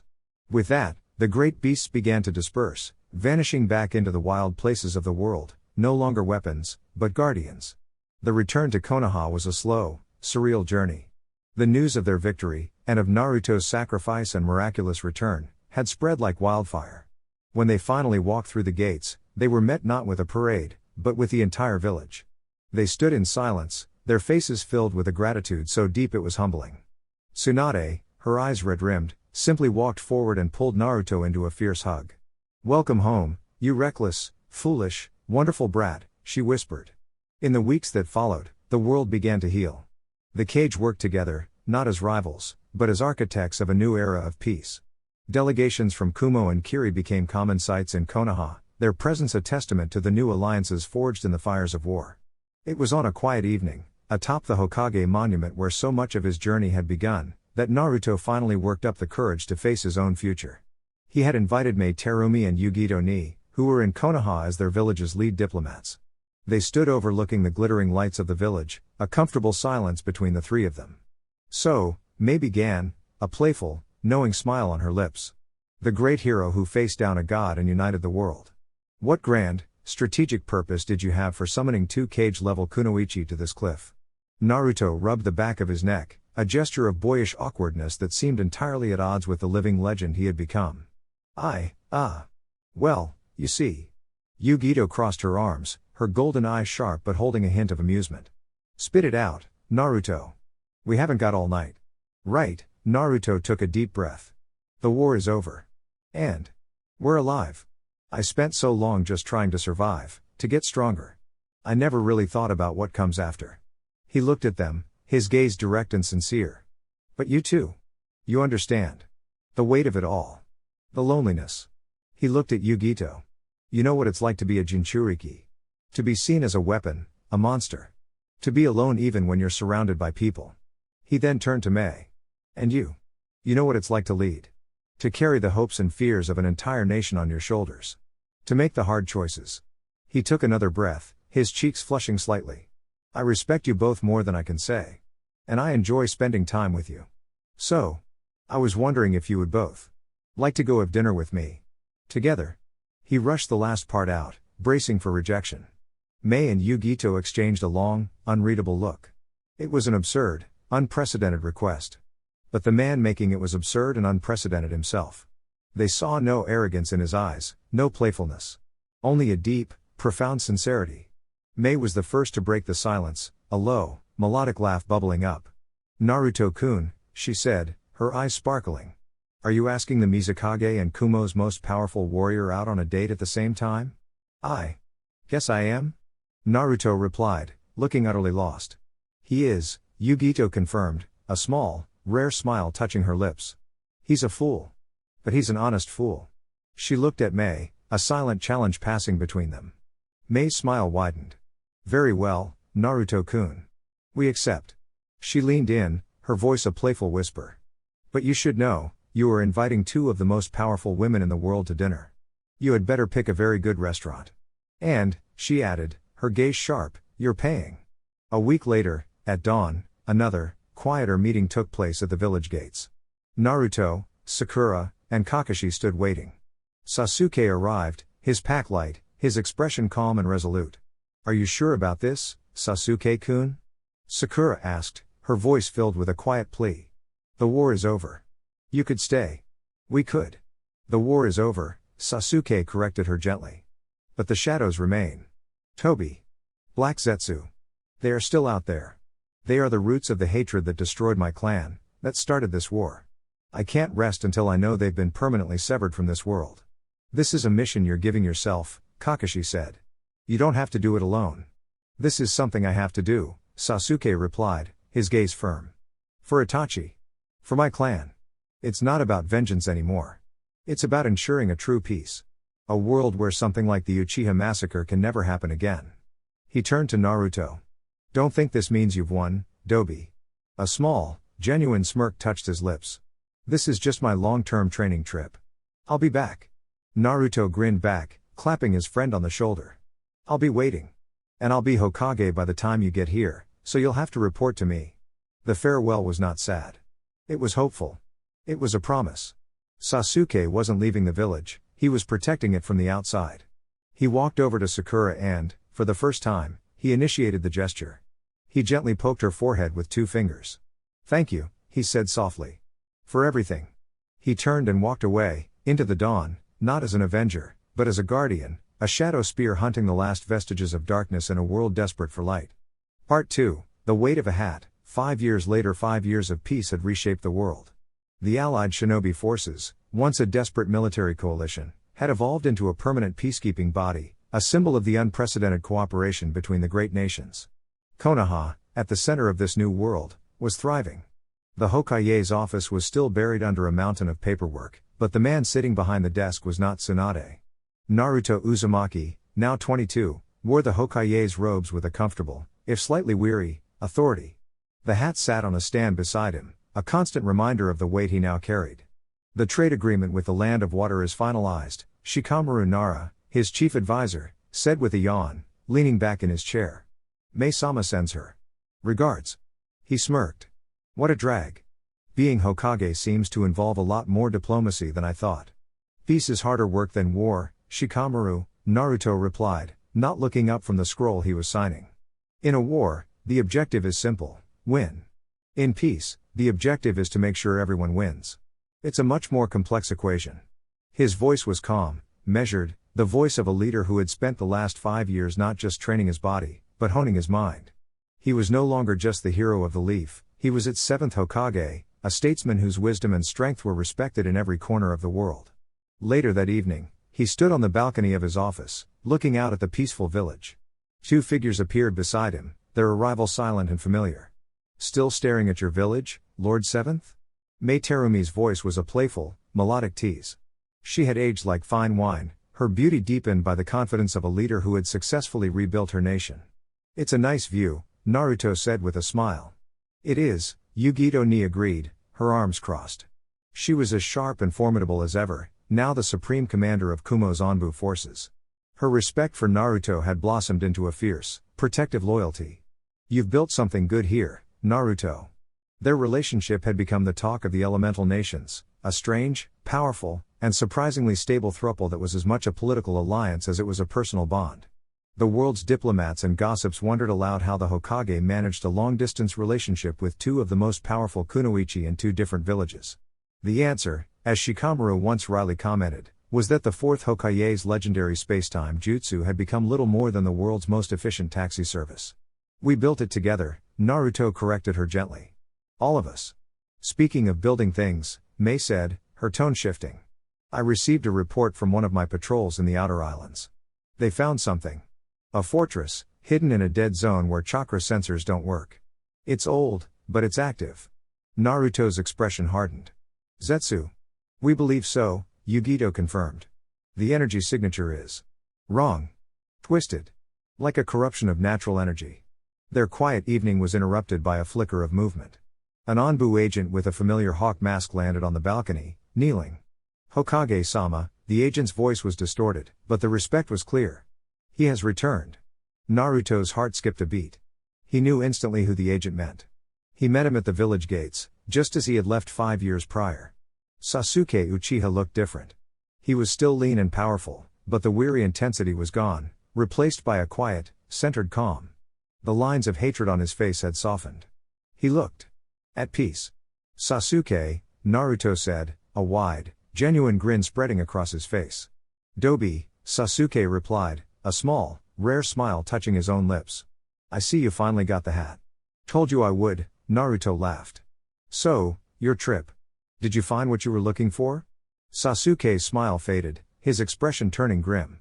I did, he said. The man in the mask. Toby. I found him. And I killed him. The finality in his voice was absolute. But he was just another puppet. The true will behind the Akatsuki, Black Zetsu, still remains. And he's been busy. They convened in the Hokage's war room, Naruto, Sasuke, Sakura, Kakashi, Tsunade, and Shikamaru. Team 7, whole again. It's a laboratory, Sasuke explained, laying a hand-drawn map on the table. But it's not Orochimaru's. It's older. Much older. It predates the founding of the villages. He pointed to a series of markings on the map. These aren't Fuinjutsu seals. They're genetic markers. Zetsu wasn't just a creation of Kaguya. He was a scientist. He's been manipulating bloodlines for 1,000 years, trying to recreate his mother. And now, Sasuke's voice dropped, his gaze hardening, he's found a way. He's been using the DNA of every powerful shinobi who died in the war, every Kekkei Genkai he could harvest, to create a new vessel. A perfect body, capable of holding Kaguya's power. A new 10 tails Jinchuriki, Kakashi breathed, the color draining from his face. Worse, Sasuke said. A new Kaguya. A blank slate, born of hatred and science, with all of her power and none of her humanity. The room was silent, the weight of the revelation settling upon them. The peace they had fought so hard for, the world they had rebuilt. It was all threatened by a new, more insidious kind of monster. So, Naruto said, his voice quiet but ringing with the familiar, unbreakable will of the 7th Hokage. It seems we have one last mission. He looked around the table, at the faces of his oldest friends, his family. Team 7 rides again. Part 3, a conversation between old friends. The night before their departure was heavy with a quiet, final gravity. Team 7 was whole, their objective clear, but the enemy was an unknown, an ancient evil wearing a new face. While Sasuke briefed the allied command and Sakura prepared medical supplies for a battle against a god, Naruto slipped away from the village. He didn't need a map. He closed his eyes and reached out with his sage senses, not for the sick, discordant note of Zetsu, but for a familiar, colossal presence. A chakra signature as vast and wild as a mountain range, currently resting in a secluded, sun-drenched valley deep within the land of fire. Naruto appeared in the valley in a silent flash of yellow. Kurama lay sleeping, his massive form coiled around a small mountain, his 9 tails twitching occasionally, stirring up gentle breezes. He looked peaceful. A far cry from the raging demon of Naruto's youth. Enjoying retirement? Naruto asked, his voice echoing slightly in the vast, quiet space. One colossal, slitted eye cracked open, regarding him with a lazy, familiar cynicism. It is intolerably boring. The squirrels have no ambition, and the deer are terrible conversationalists. The great fox stretched, a movement that caused a minor tremor. To what do I owe the pleasure, Hokage-sama? Have you come to bore me with tales of your paperwork? Something like that, Naruto said with a small smile, sitting cross-legged on a nearby boulder. The world needs saving again. Kurama snorted, a gust of hot air that rustled the treetops. It usually does. What is it this time? Has some fool tried to paint the moon again? Worse, Naruto's smile faded. Black Zetsu. He's still out there. And he's created a new Kaguya. The name hung in the air, and the last of Kurama's lazy amusement vanished, replaced by a deep, ancient hatred. That creature. That parasitic will. I had thought it was destroyed with her. He's been hiding, planning, for 1,000 years, Naruto explained. He's created a new vessel, a perfect body, and he's about to unleash it on the world. Kurama was silent for a long moment, his red eye fixed on Naruto. And you have come to ask for my power. To become my jailer once more. No, Naruto said, shaking his head. I'm not asking for your power. And I will never be your jailer again. You're free, Kurama. You earned that. He stood up, his gaze steady. I'm here to ask a question. To my friend. He held out a fist, just as he had done all those years ago in his mindscape. The world is in danger. My friends are in danger. I'm going to fight. Probably going to do something reckless and stupid. A genuine, self-deprecating grin touched his lips. I was wondering if you wanted in. One last ride. For old time's sakes. It was not a plea. It was not a demand. It was an invitation. A simple, honest request from one friend to another. Kurama stared at the outstretched fist, then at the man standing before him. The boy he had once scorned, now the leader of the free world, offering him not a cage, but a choice. The bond they had forged in the crucible of war, the partnership that had saved the world. It was a bond that had never truly been broken. Humph, the great fox rumbled, a sound like a distant thunderstorm. Fighting a resurrected goddess sounds marginally more interesting than listening to the squirrels argue over acorns. A massive, ethereal fist of golden chakra extended from Kurama's body. It was not the hateful red of the past, but the warm, brilliant gold of their shared power. It shrank, until it was the same size as Naruto's. It met his in a silent, powerful bump. Do not think this makes us sentimental, Kit, Kurama growled, though the malice was gone, replaced by a deep, rumbling camaraderie. But the scum of the world needs rooting out. And no one does it better than us. A brilliant, golden light enveloped Naruto. The familiar, powerful cloak of the Kurama chakra mode blazed to life around him, stronger, more stable, more perfect than ever before. It was not the power of a Jinchuriki and his prisoner. It was the power of two friends, two partners, united by a single purpose. Naruto grinned, feeling the immense, familiar power coursing through him. He was whole again. Let's go show them what a real monster looks like. Part 4, The Last Mission. Another 5 years passed. The world settled into a golden age of peace and prosperity. The allied shinobi forces became a permanent institution, and the 5 great nations, guided by the wisdom of their cage, worked in concert. Konoha became a bustling metropolis, a beacon of progress and unity, its skyline a mixture of traditional architecture and new, gleaming towers. The age of constant, simmering warfare was a memory, a lesson taught in history books. In the Hokage's residence, a scene of domestic chaos was unfolding. Arashi Uzumaki. You will put down that water dragon this instant. Mei's voice was a mixture of maternal exasperation and the command of a cage. A 5-year-old boy with bright blonde hair and sharp, intelligent eyes that held a hint of lavender just like his mother, Mei, giggled as a small, perfectly formed dragon made of water chased his twin sister around the living room. But Kiri started it. Arashi protested. She put my training kunai in a block of ice. His sister, Kiri, a girl with the same fiery red Uzumaki hair as her grandmother Kushina and the cool, golden eyes of her other mother, Yugito, stuck her tongue out. Did not. You're just slow. A faint, blue-black flame flickered on her fingertips. Naruto appeared in the middle of the room in a flash of yellow light, a weary but fond smile on his face. All right, you two. Cease hostilities. That's an order from your Hokage. Daddy. The kids yelled in unison, abandoning their elemental squabble to hug him. He scooped them both up, his heart filled with a warmth that no amount of power or prestige could ever match. This was what he had fought for. This was the peace he had built. Yugito entered from the kitchen, an apron tied over her simple clothes, a look of calm amusement on her face. Having trouble with the diplomatic negotiations, Lord Seventh? They're tougher than the rakeage, Naruto admitted with a laugh, nuzzling his children. Their peaceful family moment was interrupted by a quiet knock. Sasuke Uchiha stood in the doorway, his expression grim. The years had been kind to him, but his eyes held the weary weight of a man who had spent a decade hunting shadows. It's time, Sasuke said, his voice low. I've tracked him. Zetsu has finished his work. The vessel is complete. And it's waking up. The war room was assembled for the last time. The faces were older, etched with the lines of time and responsibility, but the resolve in their eyes was the same. The island fortress Sasuke found, Shikamaru reported, pointing to a location on the holographic map in the center of the room. Its energy signature has stabilized. It's immense. It dwarfs the 10 tails. This is Kaguya, reborn. What's the plan, Hokage-sama? Kakashi asked, his voice quiet and steady.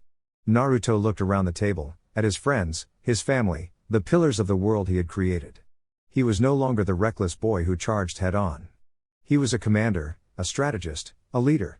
This isn't a war, Naruto said, his voice ringing with a calm, absolute authority. A war has casualties. This is a surgery. We are going to cut a cancer out of the heart of the world, with precision and overwhelming force. He looked at Sasuke. You and I are the tip of the spear. We go in first. Our objective is to engage the new Kaguya, to analyze its abilities, its weaknesses. He turned to Sakura. You are our lifeline. You will be stationed with the support fleet just off the coast. If we fall, you are our only hope of recovery. He looked at Kakashi. Sensei, you have command of the allied forces. Your job is to contain the battlefield. Nothing gets on that island, and nothing gets off. This is a quarantine. The plan was simple, direct, and terrifying. It placed the entire weight of the world on the shoulders of two men. It's too risky, Tsunade argued from the side. To face a god with just the two of you. We have faced a god before, Sasuke countered, his voice flat. This time, we are prepared. And we won't be alone, Naruto added. He closed his eyes, and a brilliant, golden light enveloped him. The Kurama chakra mode blazed to life, a sun in the dark room. The scum of the world needs rooting out, a deep, rumbling voice echoed from within him. And no one does it better than us. That night, Naruto stood on the balcony with Mei and Yugito, the sleeping forms of their children visible through the window. You're really going, Mei said, her voice a soft whisper. I have too, Naruto replied. To protect this. To protect them. We know, Yugito said, her hand finding his. But that doesn't make it any easier. She looked at him, her golden eyes filled with a fierce, unwavering love. Come back to us, Naruto. Always, he promised. At dawn, at the gates of Konoha, Team 7 stood together one last time. Ready, Dobi? Sasuke asked, a small smirk on his face. Always, team, Naruto grinned back. With a final nod to Kakashi and Sakura, the two of them vanished in a flash of yellow light, a spear of gold and lightning aimed at the heart of the world's oldest, darkest nightmare. The final mission had begun. Part 5, The Final Dawn. The last mission, the world dissolved in a flash of yellow and reappeared as a scene of primordial chaos. Naruto and Sasuke stood on a desolate, black rock island under a blood-red sky. The air was thick, heavy with a chakra so dense and ancient it felt like drowning. Before them, a figure floated, suspended in the air. It was a woman with features of impossible beauty, long, flowing white hair, and two small horns on her head. But her eyes were a blank, milky white, and her third eye, the Rin Sharingan on her forehead, pulsed with a terrible, world-ending power. This was not Kaguya, the mother of chakra. This was a vessel, a perfect, empty doll animated by a will 1,000 years old. So, a voice hissed, seeming to come from the very ground beneath them. Black Zetsu, a creature of pure, parasitic hatred, emerged from the vessel's sleeve, his yellow eyes gleaming with triumph. The reincarnations of my foolish sons have arrived. You are just in time to witness the dawn of a new era. The rebirth of my mother. Your mother is dead. Sasuke's voice was cold as ice, his Rinnegan and Mangekyo Sharingan blazing to life. And you are about to join her. We're not here to fight your mother, Naruto added, his own body erupting in the golden cloak of the Kurama chakra mode, 9 truth-seeking orbs spinning into existence behind him. We're here to end you, Zetsu. For good. The battle that followed was not a clash of jutsu. It was a war against reality itself. The Kaguya vessel was a silent puppet, but it wielded the power of a god.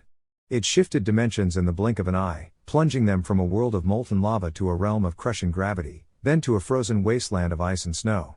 Naruto and Sasuke fought as one, their 15 years of peace and shared training culminating in a perfect, seamless synergy. Sasuke's Susanoo, a towering warrior of violet lightning, was their shield, its ethereal armor deflecting Kaguya's all-killing ash bones. Naruto's Kurama avatar, a colossal fox of golden fire, was their sword, its tailed beast bombs clashing against Kaguya's own dimensional attacks, shattering the very fabric of space. It's no good, Sasuke yelled, his Susanoo cracking under the strain of a gravity shift. She can regenerate from any injury, and she can just hop to another dimension to recover. We can't win a battle of attrition. Then we won't give her the chance, Naruto roared back. We have to end this in one single blow. A jutsu so powerful it overwhelms her regeneration and seals her at the same time. He's right, Kit, Kurama's voice rumbled in his mind. But a jutsu like that. It will take everything we have. And more. I know, Naruto thought back. Sasuke. I have a plan. But I need you to pin her down. Just for a few seconds. A few seconds is all I have left. Sasuke grit out, his eyes bleeding from the strain of maintaining his Susanoo. Make it count. Sasuke poured the last of his power into his ethereal warrior. Indra's arrow. A colossal bolt of pure, black lightning formed in the Susanoo's bow. He fired it, not as an attack, but as a cage, the lightning forming a web of inescapable energy that trapped the Kaguya vessel for a precious instant. It was the opening Naruto needed. He rose into the air, his golden form blazing like a sun. He created 1,000 clones, not to attack, but to gather energy. They spread out across the shifting dimensions, their hands raised to the sky. They began to draw in the natural energy of every world they touched, the heat of the lava world, the cold of the ice world, the gravity of the heavy world. You're gathering the natural energy of all her dimensions at once? Kurama's voice was filled with awe. Peace is harder work than war, Naruto grinned, his own body straining under the immense power. And I've spent 15 years practicing. He brought all of that unimaginable power into himself. He held out his hands, and 2 Rasen Shuriken began to form. But they were different. One was a swirling sphere of black, infused with Sasuke's Amaterasu flames, given to him in a final, desperate transfer of chakra. The other was a brilliant, sunbright sphere, infused with the natural energy of a dozen worlds. Sage art, tailed beast Rasen Shuriken, yin-yang release. He slammed the 2 spheres together. The resulting attack was not a sound. It was a silence. A perfect, absolute void of light and energy that shot forward and enveloped the trapped Kaguya. It did not explode. It simply erased. The vessel, the Zetsu parasite, the 1,000-year-old will of Kaguya, it was all unmade, returned to the nothingness from which it came. The dimensions collapsed, and Naruto and Sasuke found themselves back on the Black Rock Island, under the familiar red sky. The enemy was gone. The silence was absolute. They stood there for a long moment, 2 friends, 2 rivals, 2 brothers, at the end of all things. So, Sasuke said, a small, tired smile on his face as his Susanoo faded. Is it finally over? Naruto's golden cloak flickered and died, leaving him standing there, weary but whole. He looked at his friend and grinned, a bright, honest, and utterly triumphant smile. Yeah, he said. It's over. They returned not to a war room, but to a world at peace. A world they had saved, together. The last mission was complete. The final dawn had arrived. Part 6, The Unwritten Page. 20 years. 20 years of peace felt different from a single day of it. It was a deep, settled quiet in the bones of the world. The Fourth Great Ninja War was no longer a fresh scar, but a story told to wide-eyed academy students, a chapter in a history book about gods and monsters, and the heroes who had faced them. Konoha was a city transformed. The old, familiar buildings were still there, but they were now interspersed with gleaming towers of steel and glass. The streets were wider, cleaner, and filled not with the tense watchfulness of shinobi, but with the bustling, easy laughter of civilians, merchants, and children. The world had not just healed, it had grown. At the Dengo shop near the academy, 2 figures sat at a corner table, their presence a comfortable, familiar fixture. You're going to be late, Anko Mitarashi said, nudging her husband with her elbow. The new crop of Jonin are waiting for their orientation. Kakashi Hatake, his silver hair now showing distinguished streaks of gray, didn't look up from his Icha novel. The mask was still there, but the lazy eye above it held a deep, contented peace. Ma, he said, his voice a familiar, lazy drawl. Let them wait. It builds character. Anko rolled her eyes, but a fond smile played on her lips. You're a terrible influence, old man. You're the head instructor now. You're supposed to be setting an example. I am, Kakashi replied, finally looking up at her, his eye crinkling into a smile. I'm teaching them the most important lesson a shinobi can learn, the value of patience. And good literature. He and the former proctor had found a strange, chaotic peace together, their shared scars and cynical humor forging an unbreakable, if unconventional, bond. Across the village, in the quiet archives of the Hokage library, another legendary pair were engaged in their own form of peaceful debate. It's illogical, Tsunade grumbled, her brow furrowed as she peered at a complex medical scroll. Now in her late 60s, she had embraced her role as the village's grand elder and medical advisor, her fiery temper mellowed into a sharp, formidable wisdom. This new cellular regeneration technique. It's too risky. The potential for mitotic rebellion is off the charts. All new techniques are risky, Jiraiya countered, leaning back in his chair, his long white hair tied back in a simple ponytail. He had settled into a comfortable semi-retirement, his days spent writing, researching, and offering his counsel to the new generation. He and Tsunade had finally stopped running from their shared history and had found a quiet, comfortable life together, their bickering a familiar, loving rhythm. That's what you said about Naruto's Rasen Shuriken. Naruto is a once-in-a-millennium anomaly, Tsunade shot back. We can't base our medical standards on a boy who could survive having a tailed beast ripped out of him. He wasn't a boy then, and he's the Hokage now, Jiraiya said, a deep pride in his voice. And he learned from the best. He winked at her. Both of them. In the rebuilt Uchiha district, another, quieter form of peace had taken root. The compound was no longer a silent, empty tomb. It was the heart of the new Konoha military police force, and its chief was a man who understood justice from both sides of the law. Sasuke Uchiha sat on the porch of his home, watching his 5-year-old daughter, Sarada, practice throwing a shuriken. She had his dark hair and his fierce determination, but her eyes, when she looked up at him, were her mother's brilliant green. Like this, Papa? She asked, her throw wobbling but hitting the edge of the target.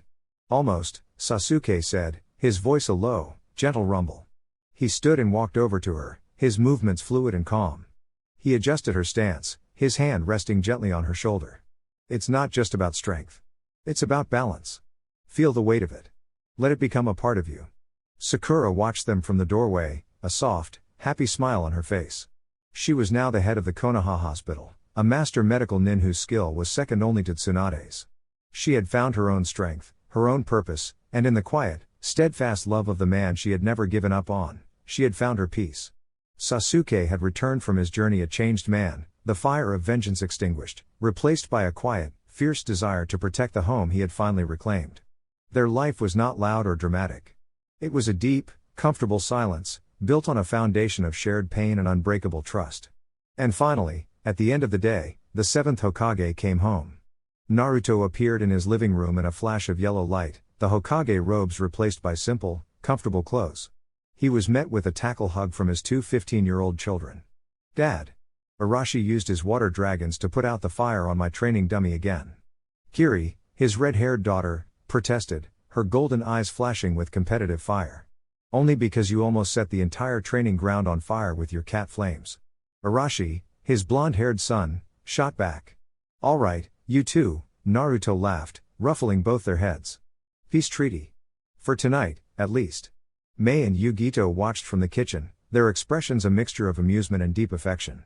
Their unique family was a testament to the new world, a blending of villages, of powers, of hearts. It was a chaotic, loud, and wonderful life. Later that night, after the children were asleep, Naruto stood on his balcony, looking out at the glittering lights of his village. The Hokage mountain stood sentinel, his own face now carved alongside his father's, a permanent part of the legacy he had fought so hard to protect. He felt a presence beside him and smiled without turning. Hey, Kurama. Still staring at your little village of humans, Kit? The fox's voice rumbled in his mind, the sound no longer a threat, but a familiar, comforting presence. Yeah, Naruto replied, his thoughts his own. It's a nice view. He thought of the long, impossible journey that had led him here. The lonely boy on the swing, the dead last who refused to quit, the hero who had faced down gods. He thought of the pain, the sacrifice, the friends he had lost and the family he had gained. The story was over. The great wars were fought, the prophecies fulfilled, the villains defeated. The world was at peace. A peace he had built, not just with his fists, but with his will, his heart, and his stubborn, unshakable belief that no one was beyond redemption, that no destiny was set in stone, and that hard work could, in the end, overcome any genius. He looked up at the moon, no longer a symbol of a coming apocalypse, but just a quiet, silver light in a peaceful sky. The book of Naruto Uzumaki was finished. But the world he had created. Its story was just beginning. And for the first time in 1,000 years, the next page was unwritten. Alright guys, that's it for this one. If you enjoyed it, please feel free to leave a like and subscribe. Once again, huge thanks to all of my Patreons, making these videos would be impossible without you guys' support, and I'm extremely grateful for all the love and engagement you guys keep showing. Anyways y'all, have a wonderful day, and until next time, peace.